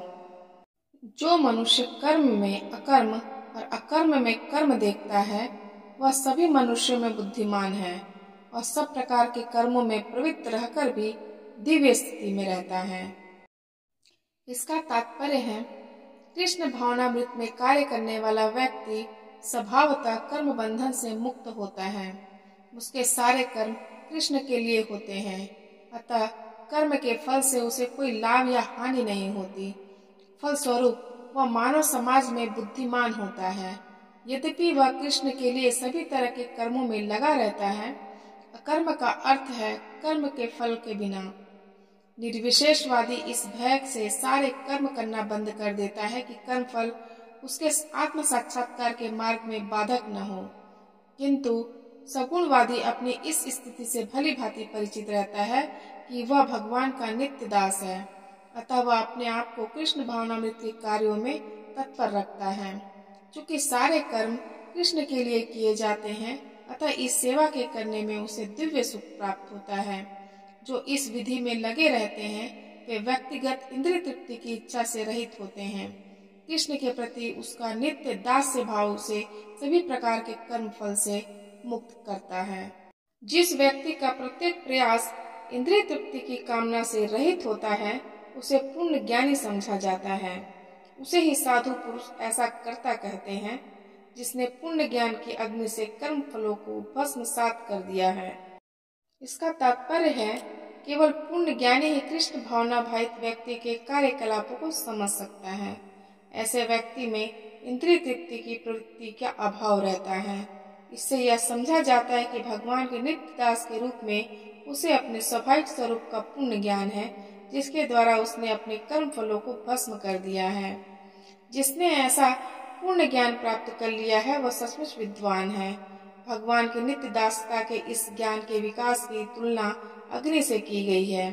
ऐसी अग्नि एक बार प्रज्वलित हो जाने पर कर्म के सारे फलों को भस्म कर सकती है। अपने कर्म फलों की सारी आसक्ति को त्याग कर सदैव संतुष्ट तथा स्वतंत्र रहकर वह सभी प्रकार के कार्यों में व्यस्त रहकर भी कोई सकाम कर्म नहीं करता। इसका तात्पर्य है कर्मों के बंधन से इस प्रकार की मुक्ति तभी संभव है जब मनुष्य कृष्ण भावना भावित होकर हर कार्य कृष्ण के लिए करे। कृष्ण भावना भावित व्यक्ति भगवान के शुद्ध प्रेम वश ही कर्म करता है। फलस्वरूप उसे कर्म फलों के प्रति कोई आकर्षण नहीं रहता। यहाँ तक कि उसे अपने शरीर निर्वाह के प्रति भी कोई आकर्षण नहीं रहता, क्योंकि वह पूर्णतया कृष्ण पर आश्रित रहता है। वह न तो किसी वस्तु को प्राप्त करना चाहता है और न अपनी वस्तुओं की रक्षा करना चाहता है। वह अपने पूर्ण सामर्थ्य से अपना कर्तव्य करता है और कृष्ण पर सब कुछ छोड़ देता है। ऐसा अनासक्त व्यक्ति शुभ अशुभ कर्म फलों से मुक्त रहता है, मानो वह कुछ भी नहीं कर रहा हो। यह अकर्म अर्थात निष्काम कर्म का लक्षण है। अतः कृष्ण भावनामृत से रहित कोई भी कार्यकर्ता पर बंधा स्वरूप होता है और विकर्म का यही असली रूप है, जैसा कि पहले बताया जा चुका है। ऐसा ज्ञानी पुरुष पूर्ण रूप से संयमित मन तथा बुद्धि से कार्य करता है, अपनी संपत्ति के सारे स्वामित्व को त्याग देता है और केवल शरीर निर्वाह के लिए कर्म करता है। इस तरह कार्य करता हुआ वह पाप रूपी फलों से प्रभावित नहीं होता है। कृष्ण भावना भावित व्यक्ति कर्म करते समय कभी भी शुभ या अशुभ फल की आशा नहीं रखता। उसके मन तथा बुद्धि पूर्णतया वश में होते हैं। वह जानता है कि वह परमेश्वर का भिन्न अंश है, अतः अंश रूप में उसके द्वारा संपन्न कोई भी कर्म उसका न होकर उसके माध्यम से परमेश्वर द्वारा संपन्न हुआ होता है। जब हाथ हिलता है तो यह स्वेच्छा से नहीं हिलता, अपितु सारे शरीर की चेष्टा से हिलता है। कृष्ण भावना भावित व्यक्ति भगवत इच्छा का अनुगामी होता है, क्योंकि उसकी निजी इंद्रिय तृप्ति की कोई कामना नहीं होती। वह यंत्र के पुर्जे की भांति हिलता डुलता है। जिस प्रकार रख रखाव के लिए पुर्जों को तेल और सफाई की आवश्यकता पड़ती है, उसी प्रकार कृष्ण भावना भावित व्यक्ति कर्म के द्वारा अपना निर्वाह करता है, जिससे वह भगवान की दिव्य प्रेमा भक्ति करने के लिए ठीक बना रहे। अतः वह अपने प्रयासों के फलों के प्रति निश्चेत रहता है। पशु के समान उसका अपने शरीर पर कोई अधिकार नहीं होता। कभी कभी क्रूर स्वामी अपने अधीन पशु को मार भी डालता है तो भी पशु विरोध नहीं करता, न ही उसे कोई स्वाधीनता होती है। आत्म साक्षात्कार में पूर्णतया तत्पर कृष्ण भावना भावित व्यक्ति के पास इतना समय नहीं रहता कि वह अपने पास कोई भौतिक वस्तु रख सके। अपने जीवन निर्वाह के लिए उसे अनुचित साधनों के द्वारा धन संग्रह करने की आवश्यकता नहीं रहती। अतः वह ऐसे भौतिक पापों से कलमस्त ग्रस्त नहीं होता, वह अपने समस्त कर्म फलों से मुक्त होता है।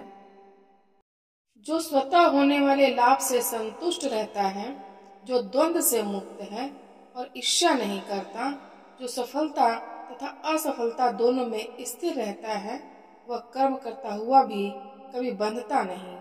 का तात्पर्य है, कृष्ण भावनाभरित व्यक्ति अपने शरीर निर्वाह के लिए अधिक प्रयास नहीं करता।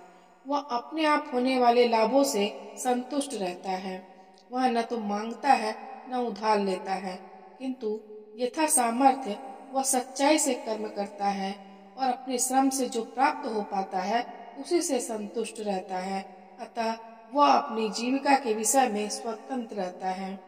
वह अन्य किसी सेवा करके कृष्ण भावनामृत संबंधी अपनी सेवा में व्यवधान नहीं आने देता, किंतु भगवान की सेवा के लिए वह संसार की दैत्यता से विचलित हुए बिना कोई भी कर्म कर सकता है। संसार की यह दैत्यता गर्मी, सर्दी अथवा सुख दुख के रूप में अनुभव की जाती है। कृष्ण भावना भावित व्यक्ति द्वैतता से परे रहता है, क्योंकि कृष्ण को प्रसन्न करने के लिए वह कोई भी कर्म करने में झिझकता नहीं। अतः वह सफलता तथा असफलता दोनों में समभाव रहता है। ये लक्षण तभी दिखते हैं जब कोई दिव्य ज्ञान में पूर्णतः स्थित हो। जो पुरुष प्रकृति के गुणों के प्रति अनासक्त है और जो दिव्य ज्ञान में पूर्णतया स्थित है, उसके सारे कर्म ब्रह्मा में लीन हो जाते हैं। इसका तात्पर्य है, पूर्ण रूपेण कृष्ण भावना भावित होने पर मनुष्य समस्त द्वंद्वों से मुक्त हो जाता है और इस तरह भौतिक गुणों के कलमश से भी मुक्त हो जाता है। वह इसलिए मुक्त हो जाता है क्योंकि वह कृष्ण के साथ अपने संबंध की स्वाभाविक स्थिति को जानता है। फलस्वरूप उसका चित्त कृष्ण भावनामृत से विचलित नहीं होता। अतएव वह जो भी करता है वह आदि विष्णु कृष्ण के लिए होता है। अतः उसका सारा कर्म यज्ञ रूप होता है, क्योंकि यज्ञ का उद्देश्य परम पुरुष विष्णु अर्थात कृष्ण को प्रसन्न करना है। ऐसे यज्ञ में कर्म का फल निश्चय ही ब्रह्म में विलीन हो जाता है और मनुष्य को कोई भी भौतिक फल नहीं भोगना पड़ता है। जो व्यक्ति कृष्ण भावनामृत में पूर्णतया लीन रहता है, उसे अपने आध्यात्मिक कर्मों के योगदान के कारण अवश्य ही भगवत धाम की प्राप्ति होती है, क्योंकि उसमें हवन आध्यात्मिक होता है और हवि भी आध्यात्मिक होती है। इसका तात्पर्य है, यहाँ इसका वर्णन किया गया है कि किस प्रकार कृष्ण भावना भावित कर्म करते हुए अंततो गत्वा आध्यात्मिक लक्ष्य प्राप्त होता है। कृष्ण भावनामृत विषयक विविध कर्म होते हैं, जिनका वर्णन अगले श्लोकों में किया गया है, किंतु इस श्लोक में तो केवल कृष्ण भावनामृत का सिद्धांत वर्णित है। भौतिक कलमश से ग्रस्त बद्ध जीव को भौतिक वातावरण में ही कार्य करना पड़ता है, किंतु फिर भी उसे ऐसे वातावरण से निकलना ही होगा। जिस विधि से वह ऐसे वातावरण से बाहर निकल सकता है, वह कृष्ण भावनामृत है। उदाहरण के लिए, यदि कोई रोगी दूध की बनी वस्तुओं के अधिक खाने से पेट की गड़बड़ी से ग्रस्त हो जाता है, तो उसे दही दिया जाता है, जो दूध ही से बनी अन्य वस्तु है। भौतिकता में ग्रस्त बद्ध जीव का उपचार कृष्ण भावनामृत के द्वारा ही किया जा सकता है, जो यहाँ गीता में दिया हुआ है। यह विधि यज्ञ या विष्णु या कृष्ण को प्रसन्न करने के लिए किए गए कार्य से कहलाती है। भौतिक जगत के जितने ही अधिक कार्य कृष्ण भावनामृत में या केवल विष्णु के लिए किए जाते हैं, पूर्ण तल्लीनता से वातावरण उतना ही आध्यात्मिक बनता रहता है। ब्रह्म शब्द का अर्थ है आध्यात्मिक। भगवान आध्यात्मिक है और उनके दिव्य शरीर की किरणें ब्रह्म ज्योति कहलाती हैं। यही उनका आध्यात्मिक तेज है। प्रत्येक वस्तु इसी ब्रह्म ज्योति में स्थित रहती है, किंतु जब यह ज्योति माया या इंद्रिय तृप्ति द्वारा आच्छादित हो जाती है, तो यह भौतिक ज्योति कहलाती है। यह भौतिक आवरण कृष्ण भावनामृत द्वारा तुरंत हटाया जा सकता है। अतएव कृष्ण भावनामृत के लिए अर्पित हवि, ग्रहण करता, हवन, होता तथा फल, ये सब मिलकर ब्रह्म या परम सत्य है। माया द्वारा आच्छादित परम सत्य पदार्थ कहलाता है। जब यही पदार्थ परम सत्य के निमित्त प्रयुक्त होता है, तो इसमें फिर से आध्यात्मिक गुण आ जाता है। कृष्ण भावनामृत मोह जनित चेतना को ब्रह्म या परमेश्वर उन्मुख करने की विधि है। जब मन कृष्ण भावनामृत में पूरी तरह निमग्न रहता है तो उसे समाधि कहते हैं। ऐसी दिव्य चेतना में संपन्न कोई भी कार्य यज्ञ कहलाता है। आध्यात्मिक चेतना की ऐसी स्थिति में होता हवन, अग्नि, यज्ञ करता तथा अंतिम फल यह सब ब्रह्म में एकाकार हो जाता है। यही कृष्ण भावनामृत की विधि है। कुछ योगी विभिन्न प्रकार के यज्ञों द्वारा देवताओं की भली भांति पूजा करते हैं और कुछ पर ब्रह्म रूपी अग्नि में आहुति डालते हैं। इसका तात्पर्य है, जैसा कि पहले कहा जा चुका है, कि जो व्यक्ति कृष्ण भावना भावित होकर अपना कर्म करने में लीन रहता है वह पूर्ण योगी है। किंतु ऐसे भी मनुष्य हैं जो देवताओं की पूजा करने के लिए यज्ञ करते हैं और कुछ पर ब्रह्म या परमेश्वर के निराकार स्वरूप के लिए यज्ञ करते हैं। इस तरह यज्ञ की अनेक कोटियां हैं। विभिन्न यज्ञकर्ताओं द्वारा संपन्न यज्ञ की ये कोटियां केवल बाह्य वर्गीकरण है। वस्तुतः यज्ञ का अर्थ है भगवान विष्णु को प्रसन्न करना, और विष्णु को यज्ञ भी कहते हैं। विभिन्न प्रकार के यज्ञों की दो श्रेणियों में रखा जा सकता है। सांसारिक द्रव्यों के लिए यज्ञ, द्रव्य यज्ञ, तथा दिव्य ज्ञान के लिए किए गए यज्ञ, ज्ञान यज्ञ। जो कृष्ण भावना भावित है उनकी सारी भौतिक संपदा परमेश्वर को प्रसन्न करने के लिए होती है। किंतु जो किसी क्षणिक भौतिक सुख की कामना करते हैं वे इंद्र, सूर्य आदि देवताओं को प्रसन्न करने के लिए अपनी भौतिक संपदा की आहुति देते हैं। किंतु अन्य लोग जो निर्विशेषवादी हैं वे निराकार ब्रह्म में अपने स्वरूप को स्वाहा कर देते हैं। देवतागण ऐसी शक्तिमान जीवात्माएं हैं जिन्हें ब्रह्मांड को ऊष्मा प्रदान करने, जल देने तथा प्रकाशित करने जैसे भौतिक कार्यों की देखरेख के लिए परमेश्वर ने नियुक्त किया है। जो लोग भौतिक लाभ चाहते हैं वे वैदिक अनुष्ठानों के अनुसार विविध देवताओं की पूजा करते हैं। ऐसे लोग बहिष्वरवादी कहलाते हैं। किंतु जो लोग परम सत्य के निर्गुण स्वरूप की पूजा करते हैं और देवताओं के स्वरूपों को अनित्य मानते हैं वे ब्रह्म की अग्नि में अपने आप की ही आहुति दे देते हैं और इस प्रकार ब्रह्म के अस्तित्व में अपने अस्तित्व को समाप्त कर देते हैं। ऐसे निर्विशेषवादी परमेश्वर की दिव्य प्रकृति को समझने के लिए दार्शनिक चिंतन में अपना सारा समय लगाते हैं।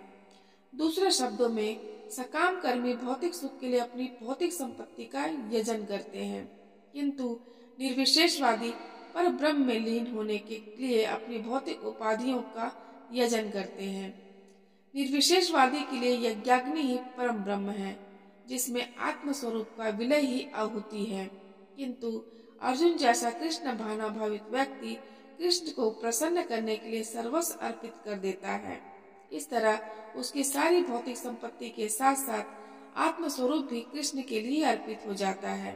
वह परम योगी है, किंतु उसका पृथक स्वरूप नष्ट नहीं होता। इनमें से कुछ विशुद्ध ब्रह्मचारी श्रवण आदि क्रियाओं तथा इंद्रियों को मन के नियंत्रण रूपी अग्नि में स्वाहा कर देते हैं, तो दूसरे लोग नियमित गृहस्थ इंद्रिय विषयों को इंद्रियों की अग्नि में स्वाहा कर देते हैं।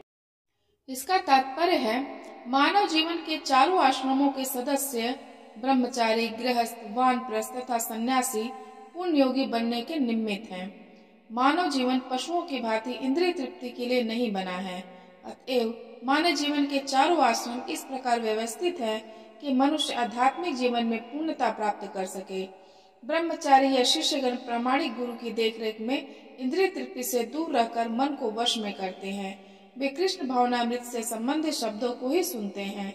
श्रवण ज्ञान का मूलाधार है। अतः शुद्ध ब्रह्मचारी सदैव हरे नाम कीर्तन अर्थात भगवान के यश के कीर्तन का श्रवण में ही लगा रहता है। वह सांसारिक शब्द ध्वनियों से दूर रहता है और उसकी श्रवण इंद्रिय हरे कृष्ण की आध्यात्मिक ध्वनि को सुनने में ही लगी रहती है। इसी प्रकार से गृहस्थ भी, जिन्हें इंद्रिय तृप्ति की सीमित छूट है, बड़े ही संयम से इन कार्यों को पूरा करते हैं। यौन जीवन, मादक द्रव्य सेवन और मांसाहार मानव समाज की सामान्य प्रवृत्तियां हैं, किंतु संयमित गृहस्थ कभी भी यौन जीवन तथा अन्य इंद्रिय तृप्ति की कार्यों में अनियंत्रित रूप से प्रवृत्त नहीं होता। इसी उद्देश्य से प्रत्येक सभ्य मानव समाज में धर्म विवाह का प्रचलन है। यह संयमित अनासक्त यौन जीवन भी एक प्रकार का यज्ञ है। क्योंकि संयमित गृहस्थ उच्चतर दिव्य जीवन के लिए अपनी इंद्रिय तृप्ति की प्रवृत्ति की आहुति कर देता है। दूसरे, जो मन तथा इंद्रियों को वश में करके आत्म साक्षात्कार करना चाहते हैं, संपूर्ण इंद्रियों तथा प्राण वायु के कार्यों को संयमित मन रूपी अग्नि में आहुति कर देते हैं। इसका तात्पर्य है, यहाँ पर पतंजलि द्वारा सूत्रबद्ध योग पद्धति का निर्देश है। पतंजलि कृत योग सूत्र में आत्मा को प्रत्यगात्मा तथा परागात्मा कहा गया है। जब तक जीवात्मा इंद्रिय भोग में आसक्त रहता है, तब तक वह परागात्मा कहलाता है, और ज्यों ही वह इंद्रिय भोग से विरत हो जाता है तो प्रत्यगात्मा कहलाने लगता है। जीवात्मा के शरीर में 10 प्रकार के वायु कार्यशील रहते हैं और इसे श्वास प्रक्रिया द्वारा जाना जाता है। पतंजलि की योग पद्धति बताती है कि किस तरह शरीर के वायु के कार्यों को तकनीकी उपाय से नियंत्रित किया जाए, जिससे अंततः वायु के सभी आंतरिक कार्य आत्मा को भौतिक आसक्ति से शुद्ध करने में सहायक बन जाए। इस योग पद्धति के अनुसार प्रत्यगात्मा ही चरण उद्देश्य है। यह प्रत्यगात्मा पदार्थ की क्रियाओं से प्राप्त की जाती है। इंद्रियां इंद्रिय विषयों से प्रतिक्रिया करती हैं, यथा कान सुनने के लिए, आंख देखने के लिए, नाक सूंघने के लिए, जीभ स्वाद के लिए तथा हाथ स्पर्श के लिए है। और ये सब इंद्रियां मिलकर आत्मा से बाहर के कार्यों में लगी रहती हैं। यही कार्य प्राण वायु के व्यापार है। अपान वायु नीचे की ओर जाती है, व्यान वायु से संकोच तथा प्रसार होता है, समान वायु से संतुलन बना रहता है और उदान वायु ऊपर की ओर जाती है। और जब मनुष्य प्रबुद्ध हो जाता है तो वह इन सभी वायु के आत्म साक्षात्कार की खोज में लगाता है। कठोर व्रत अंगीकार करके कुछ लोग अपनी संपत्ति का त्याग करके, कुछ कठिन तपस्या द्वारा, कुछ अष्टांग योग पद्धति के अभ्यास द्वारा अथवा दिव्य ज्ञान में उन्नति करने के लिए वेदों के अध्ययन द्वारा प्रबुद्ध बनते हैं। इसका तात्पर्य है, इन यज्ञों के कई वर्ग किए जा सकते हैं। बहुत से लोग विविध प्रकार के दान पुण्य द्वारा अपनी संपत्ति का यजन करते हैं। भारत में धनाढ्य व्यापारी या राजवंशी अनेक प्रकार की धर्मार्थ संस्थाएं खोल देते हैं, यथा धर्मशाला, अन्नक्षेत्र, अतिथिशाला, अनाथालय या विद्यापीठ। अन्य देशों में भी अनेक अस्पताल, बूढ़ों के लिए आश्रम तथा गरीबों को भोजन, शिक्षा तथा चिकित्सा की सुविधाएं प्रदान करने के दातव्य संस्थान हैं। सब दान कर्म द्रव्यमय यज्ञ हैं। अन्य लोग जीवन में उन्नति करने अथवा उच्च लोकों में जाने के लिए चांद्रायण तथा चातुर्मास जैसे विविध तप करते हैं। इन विधियों के अंतर्गत कतिपय कठोर नियमों के अधीन कठिन व्रत करने होते हैं। उदाहरण के लिए चातुर्मास व्रत रखने वाला वर्ष के 4 मासों में अर्थात जुलाई से अक्टूबर तक बाल नहीं कटाता, न ही कतिपय खाद्य वस्तुएं खाता है और न दिन में 2 बार खाता है, न निवास स्थान छोड़कर कहीं जाता है। जीवन के सुखों का ऐसा परित्याग तपोमय यज्ञ कहलाता है। कुछ लोग ऐसे भी हैं जो अनेक योग पद्धतियों का अनुसरण करते हैं, यथा पतंजलि पद्धति अथवा हठ योग या अष्टांग योग। कुछ लोग समस्त तीर्थ स्थानों की यात्रा करते हैं। ये सारे अनुष्ठान योग यज्ञ कहलाते हैं, जो भौतिक जगत में किसी सिद्धि विशेष के लिए किए जाते हैं। कुछ लोग ऐसे हैं जो विभिन्न वैदिक साहित्य या उपनिषद तथा वेदांत सूत्र या सांख्य दर्शन के अध्ययन में अपना ध्यान लगाते हैं। इसे स्वाध्याय यज्ञ कहा जाता है। ये सारे योगी विभिन्न प्रकार के यज्ञों में लगे रहते हैं और उच्च जीवन की तलाश में रहते हैं, किंतु कृष्ण भावनामृत इनसे पृथक है, क्योंकि यह परमेश्वर की प्रत्यक्ष सेवा है। इसे उपर्युक्त किसी भी यज्ञ से प्राप्त नहीं किया जा सकता, अपितु भगवान तथा उनके प्रामाणिक भक्तों की कृपा से ही प्राप्त किया जा सकता है। फलतः कृष्ण भावनामृत दिव्य है। अन्य लोग भी हैं जो समाधि में रहने के लिए श्वास को रोके रहते हैं। वे अपान में प्राण को और प्राण में अपान को रोकने का अभ्यास करते हैं और अंत में प्राण अपान को रोककर समाधि में रहते हैं।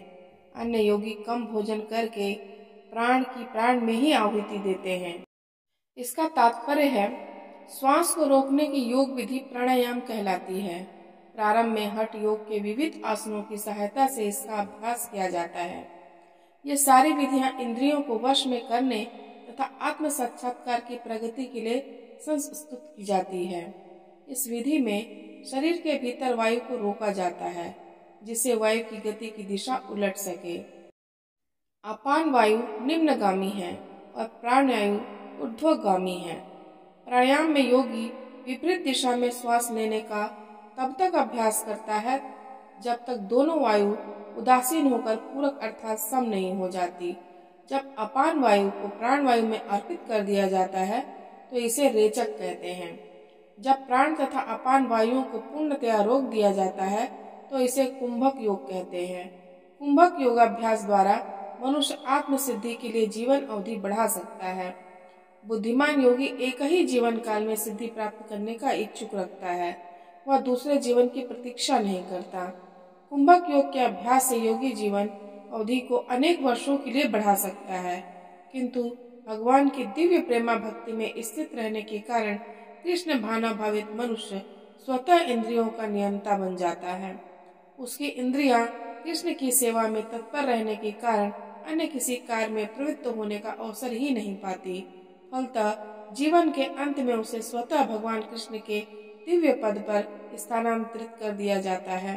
अतः वह दीर्घजीवी बनने का प्रयत्न नहीं करता, वह तुरंत मोक्ष पद प्राप्त कर लेता है, जैसा कि भगवत गीता में कहा गया है। जो व्यक्ति भगवान की निश्चल भक्ति में प्रवृत्त होता है वह प्रकृति के गुणों को लांघ जाता है और तुरंत आध्यात्मिक पद को प्राप्त होता है। कृष्ण भावनाभावित व्यक्ति दिव्य अवस्था से प्रारंभ करता है और निरंतर उसी चेतना में रहता है, अतः उसका पतन नहीं होता और अंततः वह भगवत धाम को जाता है। कृष्ण प्रसादम को ही खाते रहने से स्वतः कम खाने की आदत पड़ जाती है। इंद्रिय निग्रह के मामले में कम भोजन करना अत्यंत लाभप्रद होता है और इंद्रिय निग्रह के बिना भव बंधन से निकल पाना संभव नहीं है। ये सभी यज्ञ करने वाले यज्ञों का अर्थ जानने के कारण पाप कर्मों से मुक्त हो जाते हैं और यज्ञों के फल रूपी अमृत को चख कर परम दिव्य आकाश की ओर बढ़ते जाते हैं। का तात्पर्य है विभिन्न प्रकार के यज्ञों यथा द्रव्य यज्ञ, स्वधाय यज्ञ तथा योग यज्ञ की उपयुक्त व्याख्या से यह देखा जाता है कि इन सबका एक ही उद्देश्य है और वह है इंद्रियों का निग्रह। इंद्रिय तृप्ति ही भौतिक अस्तित्व का मूल कारण है, अतः जब तक इंद्रिय तृप्ति से भिन्न धरातल पर स्थित न हुआ जाए तब तक सच्चिदानंद के नित्य धरातल तक पाना संभव नहीं है। यह धरातल नित्य आकाश या ब्रह्म आकाश में है। उपयुक्त सारे यज्ञों से संसार के पाप कर्मों से विमल हुआ जा सकता है। जीवन में इस प्रगति से मनुष्य न केवल सुखी और ऐश्वर्यवान बनता है अपितु अंत में वह निराकार ब्रह्म के साथ तादात्म्य के द्वारा या श्री भगवान कृष्ण की संगति प्राप्त करके भगवान के शाश्वत धाम को प्राप्त करता है। हे कुरुश्रेष्ठ, जब यज्ञ के बिना मनुष्य इस लोक में या इस जीवन में ही सुख पूर्वक नहीं रह सकता तो फिर अगले जन्म में कैसे रह सकेगा। इस लोक में चाहे जिस रूप में रहे वह अपने स्वरूप से अनभिज्ञ रहता है। दूसरे शब्दों में भौतिक जगत में हमारा अस्तित्व हमारे पाप पूर्ण जीवन के बहुगुणित फलों के कारण है। अज्ञान ही पाप पूर्ण जीवन का कारण है और पाप पूर्ण जीवन ही इस भौतिक जगत में अस्तित्व का कारण है। मनुष्य जीवन ही वह द्वार है जिससे होकर इस बंधन से बाहर निकला जा सकता है। अतः वेद हमें धर्म, अर्थ, काम तथा मोक्ष का मार्ग दिखलाकर बाहर निकलने का अवसर प्रदान करते हैं। धर्म या ऊपर संस्तुत अनेक प्रकार के यज्ञ हमारी आर्थिक समस्याओं को स्वतः हल कर देते हैं। जनसंख्या में वृद्धि होने पर भी यज्ञ संपन्न करने से हमें प्रचुर भोजन, प्रचुर दूध इत्यादि मिलता रहता है।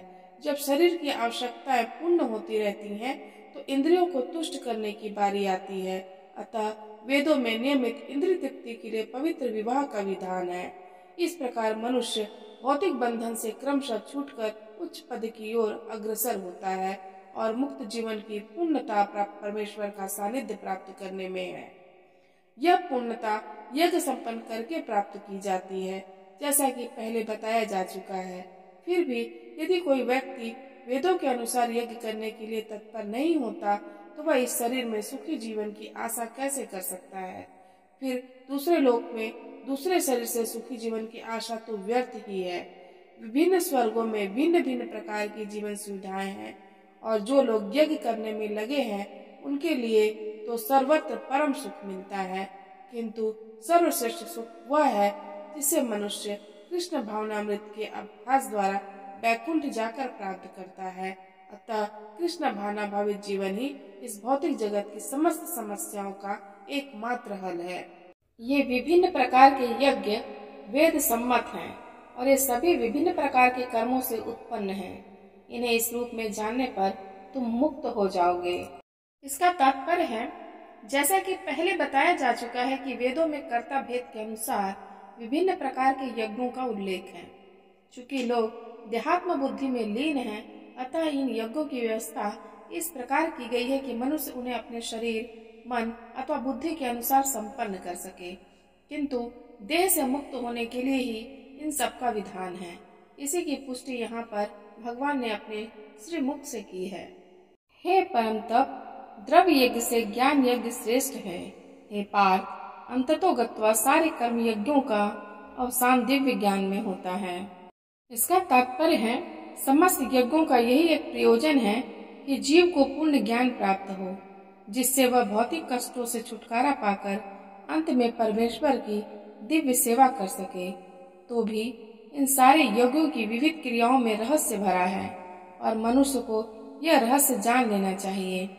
कभी कभी कर्ता की श्रद्धा के अनुसार यज्ञ विभिन्न रूप धारण कर लेते हैं। जब यज्ञकर्ता की श्रद्धा दिव्य ज्ञान के स्तर तक पहुंच जाती है तो उसे ज्ञान रहित द्रव्य यज्ञ करने वाले से श्रेष्ठ माना जाता है, क्योंकि ज्ञान के बिना यज्ञ भौतिक स्तर पर रह जाते हैं और इनसे कोई आध्यात्मिक लाभ नहीं हो पाता। यथार्थ ज्ञान का अंत कृष्ण भावनामृत में होता है, जो दिव्य ज्ञान की सर्वोच्च अवस्था है। ज्ञान की उन्नति के बिना यज्ञ मात्र भौतिक कर्म बना रहता है, किंतु जब उसे दिव्य ज्ञान के स्तर तक पहुंचा दिया जाता है तो ऐसे सारे कर्म आध्यात्मिक स्तर पर प्राप्त कर लेते हैं। चेतना भेद के अनुसार ऐसे यज्ञ कर्म कभी कभी कर्म कांड कहलाते हैं और कभी ज्ञान कांड। यज्ञ वही श्रेष्ठ है जिसका अंत ज्ञान में हो। तुम गुरु के पास जाकर सत्य को जानने का प्रयास करो, उनसे विनीत होकर जिज्ञासा करो और उनकी सेवा करो। स्वरूप सिद्ध व्यक्ति तुम्हें ज्ञान प्रदान कर सकते हैं, क्योंकि उन्होंने सत्य का दर्शन किया है। इसका तात्पर्य है, निसंदेह आत्म साक्षात्कार का मार्ग कठिन है, अतः भगवान का उपदेश है कि उन्हीं से प्रारंभ होने वाली परंपरा से प्रामाणिक गुरु की शरण ग्रहण की जाए। इस परंपरा के सिद्धांत का पालन किए बिना कोई प्रामाणिक गुरु नहीं बन सकता। भगवान आदि गुरु हैं, अतः गुरु परंपरा का ही व्यक्ति अपने शिष्य को भगवान का संदेश प्रदान कर सकता है। कोई अपनी निजी विधि का निर्माण करके स्वरूप सिद्ध नहीं बन सकता, जैसा कि आजकल के मूर्ख पाखंडी करने लगे हैं। भागवत का कथन है, धर्म तु साक्षात भगवत प्रवृत्तम। धर्म पद का निर्माण स्वयं भगवान ने किया है। अतएव मनोधर्म या शुष्क तर्क से सही पद प्राप्त नहीं हो सकता, न ही ज्ञान ग्रंथों के स्वतंत्र अध्ययन से कोई आध्यात्मिक जीवन में उन्नति कर सकता है। ज्ञान प्राप्ति के लिए उसे प्रामाणिक गुरु की शरण में जाना ही होगा। ऐसे गुरु को पूर्ण समर्पण करके ही स्वीकार करना चाहिए और अहंकार रहित होकर दास की भांति गुरु की सेवा करनी चाहिए। स्वरूप सिद्ध गुरु की प्रसन्नता ही आध्यात्मिक जीवन की प्रगति का रहस्य है। जिज्ञासा और विनीत भाव के मेल से आध्यात्मिक ज्ञान प्राप्त होता है। बिना विनीत भाव तथा सेवा के विद्वान गुरु से की गई जिज्ञासाएं प्रभावपूर्ण नहीं होंगी। शिष्य को गुरु परीक्षा में उत्तीर्ण होना चाहिए और जब गुरु शिष्य में वास्तविक इच्छा देखता है तो स्वतः ही शिष्य को आध्यात्मिक ज्ञान का आशीर्वाद देता है। इस श्लोक में अंधानुगमन तथा निरर्थक जिज्ञासा इन दोनों की भर्त्सना की गई है। शिष्य न केवल गुरु से विनीत होकर सुने, अपितु विनीत भाव तथा सेवा और जिज्ञासा द्वारा गुरु से स्पष्ट ज्ञान प्राप्त करे। प्रामाणिक गुरु स्वभाव से शिष्य के प्रति दयालु होता है, अतः यदि शिष्य विनीत हो और सेवा में तत्पर रहे तो ज्ञान और जिज्ञासा का विनिमय पूर्ण हो जाता है। स्वरूप सिद्ध व्यक्ति से वास्तविक ज्ञान प्राप्त कर चुकने पर तुम पुनः कभी ऐसे मोह को प्राप्त नहीं होगे, क्योंकि इस ज्ञान के द्वारा तुम देख सकोगे कि सभी जीव परमात्मा के अंश स्वरूप हैं, अतः वे सब मेरे हैं। इसका तात्पर्य है, स्वरूप सिद्ध व्यक्ति से ज्ञान प्राप्त होने का परिणाम यह होता है कि यह पता चल जाता है कि सारे जीव भगवान श्री कृष्ण के भिन्न अंश हैं। कृष्ण से पृथक अस्तित्व का भाव माया कहलाती है। कुछ लोग सोचते हैं कि हमें कृष्ण से क्या लेना देना है, वे तो केवल महान ऐतिहासिक पुरुष हैं और पर ब्रह्म तो निराकार है। वस्तुतः जैसा कि भगवत गीता में कहा गया है, यह निराकार ब्रह्म कृष्ण का व्यक्तिगत तेज है। कृष्ण भगवान के रूप में प्रत्येक वस्तु के कारण है। ब्रह्म संहिता में स्पष्ट कहा गया है कि कृष्ण श्री भगवान है और सभी कारणों के कारण है। यहाँ तक कि लाखों अवतार उनके विभिन्न विस्तार ही हैं। इसी प्रकार सारे जीव भी कृष्ण के अंश हैं। मायावादियों की यह मिथ्या धारणा है कि कृष्ण अपने अनेक अंशों में अपने निजी पृथक अस्तित्व को मिटा देते हैं। यह विचार सर्वथा भौतिक है। भौतिक जगत में हमारा अनुभव है कि यदि कोई वस्तु का विखंडन किया जाए तो उसका मूल स्वरूप नष्ट हो जाता है, किंतु मायावादी यह नहीं समझ पाते कि परम का अर्थ है कि एक और एक मिलकर एक ही होता है और एक में से एक घटाने पर भी एक ही बचता है। पर ब्रह्म का यही स्वरूप है। ब्रह्म विद्या का पर्याप्त ज्ञान न होने के कारण हम माया से आवृत्त हैं, इसलिए हम अपने को कृष्ण से पृथक सोचते हैं। यद्यपि हम कृष्ण के भिन्न अंश हैं, किंतु तो भी हम उनसे भिन्न नहीं हैं। जीवों का शारीरिक अंतर माया है अथवा वास्तविक सत्य नहीं है। हम सभी कृष्ण को प्रसन्न करने के निमित्त हैं। केवल माया के कारण ही अर्जुन ने सोचा कि उसके स्वजनों से उसका क्षणिक शारीरिक संबंध कृष्ण के शाश्वत आध्यात्मिक संबंधों से अधिक महत्वपूर्ण है। गीता का संपूर्ण उपदेश इसी ओर लक्षित है। कृष्ण का नित्य दास होने के कारण जीव उनसे पृथक नहीं हो सकता। कृष्ण से अपने को विलग मानना ही माया कहलाती है।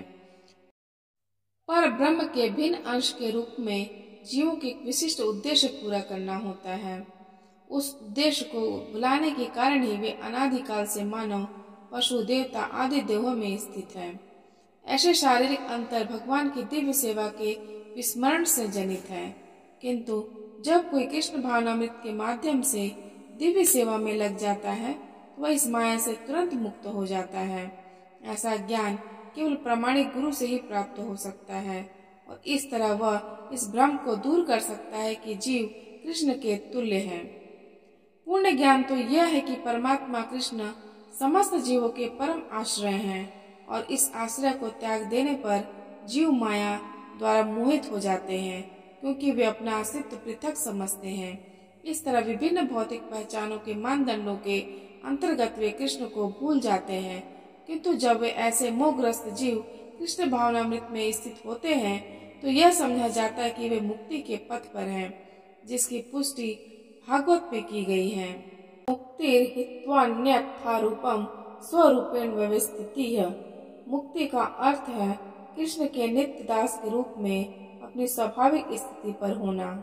यदि तुम्हें समस्त पापियों में भी सर्वाधिक पापी समझा जाए तो भी तुम दिव्य ज्ञान रूपी नाव में स्थित होकर दुख सागर को पार करने में समर्थ होगे। इसका तात्पर्य है श्री कृष्ण के संबंध में अपनी स्वाभाविक स्थिति का सही सही ज्ञान इतना उत्तम होता है कि अज्ञान सागर में चलने वाले जीवन संघर्ष से मनुष्य तुरंत ही ऊपर उठ सकता है।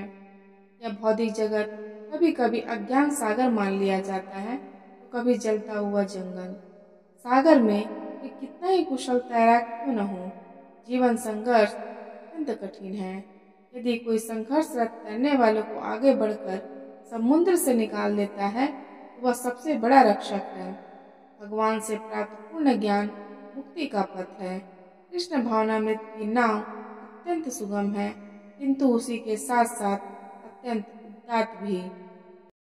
जैसे प्रज्वलित अग्नि ईंधन को भस्म कर देती है, उसी तरह हे अर्जुन, ज्ञान रूपी अग्नि भौतिक कर्मों के समस्त फलों को जला डालती है।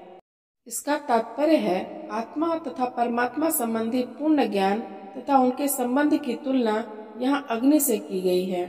यह अग्नि न केवल समस्त पाप कर्मों के फलों को जला डालती है, अपितु पुण्य कर्मों के फलों को भी भस्मसात करने वाली है।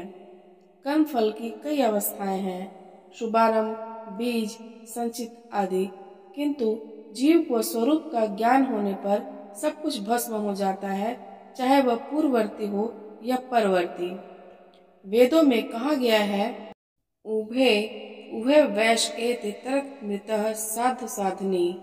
मनुष्य पाप तथा पुण्य दोनों ही प्रकार के कर्म फलों को जीत लेता है। इस संसार में दिव्य ज्ञान के समान कुछ भी उदात्त या शुद्ध नहीं है। ऐसा ज्ञान समस्त योग का परिपक्व फल है। जो व्यक्ति भक्ति में सिद्ध हो जाता है, वह यथा समय अपने अंतर में इस ज्ञान का आस्वादन करता है। इसका तात्पर्य है, जब हम दिव्य ज्ञान की बात करते हैं तो हमारा प्रयोजन आध्यात्मिक ज्ञान से होता है। निसंदेह दिव्य ज्ञान के समान कुछ भी उदात्त तथा शुद्ध नहीं है। अज्ञान ही हमारे बंधन का कारण है और ज्ञान हमारी मुक्ति का। यह ज्ञान भक्ति का परिपक्व फल है। जब कोई दिव्य ज्ञान की अवस्था प्राप्त कर लेता है तो उसे अन्यत्र शांति खोजने की आवश्यकता नहीं रहती, क्योंकि वह मन ही मन शांति का आनंद लेता रहता है। दूसरे शब्दों में, ज्ञान तथा शांति का पर्यवसान कृष्ण भावनामृत में होता है। भगवद गीता के संदेश की यही चरम परिणति है। जो श्रद्धालु दिव्य ज्ञान में समर्पित है और जिसने इंद्रियों को वश में कर लिया है, वह इस ज्ञान को प्राप्त करने का अधिकारी है और इसे प्राप्त करते ही वह तुरंत आध्यात्मिक शांति को प्राप्त होता है। इसका तात्पर्य है, श्री कृष्ण में दृढ़ विश्वास रखने वाला व्यक्ति ही इस तरह का कृष्ण भावना भावित ज्ञान प्राप्त कर सकता है। वही पुरुष श्रद्धावान कहलाता है, जो यह सोचता है कि कृष्ण भावना भावित होकर कर्म करने से वह परम सिद्धि प्राप्त कर सकता है।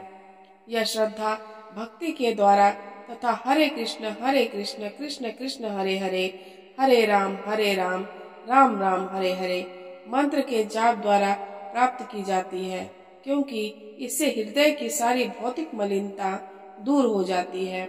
इसके अतिरिक्त मनुष्य को चाहिए कि वह अपने इंद्रियों को संयम रखे। जो व्यक्ति कृष्ण के प्रति श्रद्धावान है और जो इंद्रियों को संयमित रखता है, वह शीघ्र ही कृष्ण भावनामृत के ज्ञान में पूर्णता प्राप्त करता है। किंतु जो अज्ञानी तथा श्रद्धा विहीन व्यक्ति शास्त्रों में संदेह करते हैं, वे भगवत भावनामृत नहीं प्राप्त करते, अपितु नीचे गिर जाते हैं। संशय आत्मा के लिए न तो इस लोक में न ही परलोक में कोई सुख है। इसका तात्पर्य है, भगवत गीता सभी प्रामाणिक एवं मान्य शास्त्रों में सर्वोत्तम है। जो लोग पशु तुल्य हैं, उनमें न तो प्रामाणिक शास्त्रों के प्रति कोई श्रद्धा है और न उनका ज्ञान होता है, और कुछ लोगों को यद्यपि उनका ज्ञान होता है और उनमें से वे उद्धरण देते रहते हैं, किंतु उनमें वास्तविक विश्वास नहीं करते। यहाँ तक कि कुछ लोग जिनमें भगवत गीता जैसे शास्त्रों में श्रद्धा होती भी है, फिर भी वे न तो भगवान कृष्ण में विश्वास रखते हैं न उनकी पूजा करते हैं। ऐसे लोगों को कृष्ण भावनामृत का कोई ज्ञान नहीं होता, वे नीचे गिरते हैं। प्रयुक्त सभी कोटि के व्यक्ति जनों में जो श्रद्धालु नहीं हैं और जो सदैव संशयग्रस्त रहते हैं, वे तनिक भी उन्नति नहीं कर पाते। जो लोग ईश्वर तथा उनके वचनों में श्रद्धा नहीं रखते, उन्हें न तो इस संसार में और न भावी लोक में कुछ हाथ लगता है। उनके लिए किसी भी प्रकार का सुख नहीं है। अतः मनुष्य को चाहिए कि श्रद्धा भाव से शास्त्रों के सिद्धांतों का पालन करें और ज्ञान प्राप्त करें। इसी ज्ञान से मनुष्य आध्यात्मिक अनुभूति के दिव्य पद तक पहुंच सकता है। जो व्यक्ति अपने कर्म फलों का परित्याग करते हुए भक्ति करता है और जिसके संशय दिव्य ज्ञान द्वारा विनष्ट हो चुके होते हैं, वही वास्तव में आत्मपरायण है। हे धनंजय, वह कर्मों के बंधन से नहीं बनता। इसका तात्पर्य है, जो मनुष्य भगवत गीता की शिक्षा का उसी रूप में पालन करता है जिस रूप में भगवान श्री कृष्ण ने दी थी, तो वह दिव्य ज्ञान की कृपा से समस्त संशयों से मुक्त हो जाता है। पूर्णतः कृष्ण भावना भावित होने के कारण उसे श्री भगवान के अंश रूप में अपने स्वरूप का ज्ञान पहले ही हो जाता है। अतएव निसंदेह वह कर्म बंधन से मुक्त है। अतएव तुम्हारे हृदय में अज्ञान के कारण जो संशय उठे हैं, उन्हें ज्ञान रूपी शस्त्र से काट डालो। हे भारत, तुम योग से समन्वित होकर खड़े हो और युद्ध करो। तो दर्शकगण, प्रस्तुतिकरण पसंद आने पर वीडियो को लाइक करिएगा, चैनल सब्सक्राइब कर दीजिएगा, बेल आइकन प्रेस कर दीजिएगा ताकि अगले वीडियो का नोटिफिकेशन मिल जाए।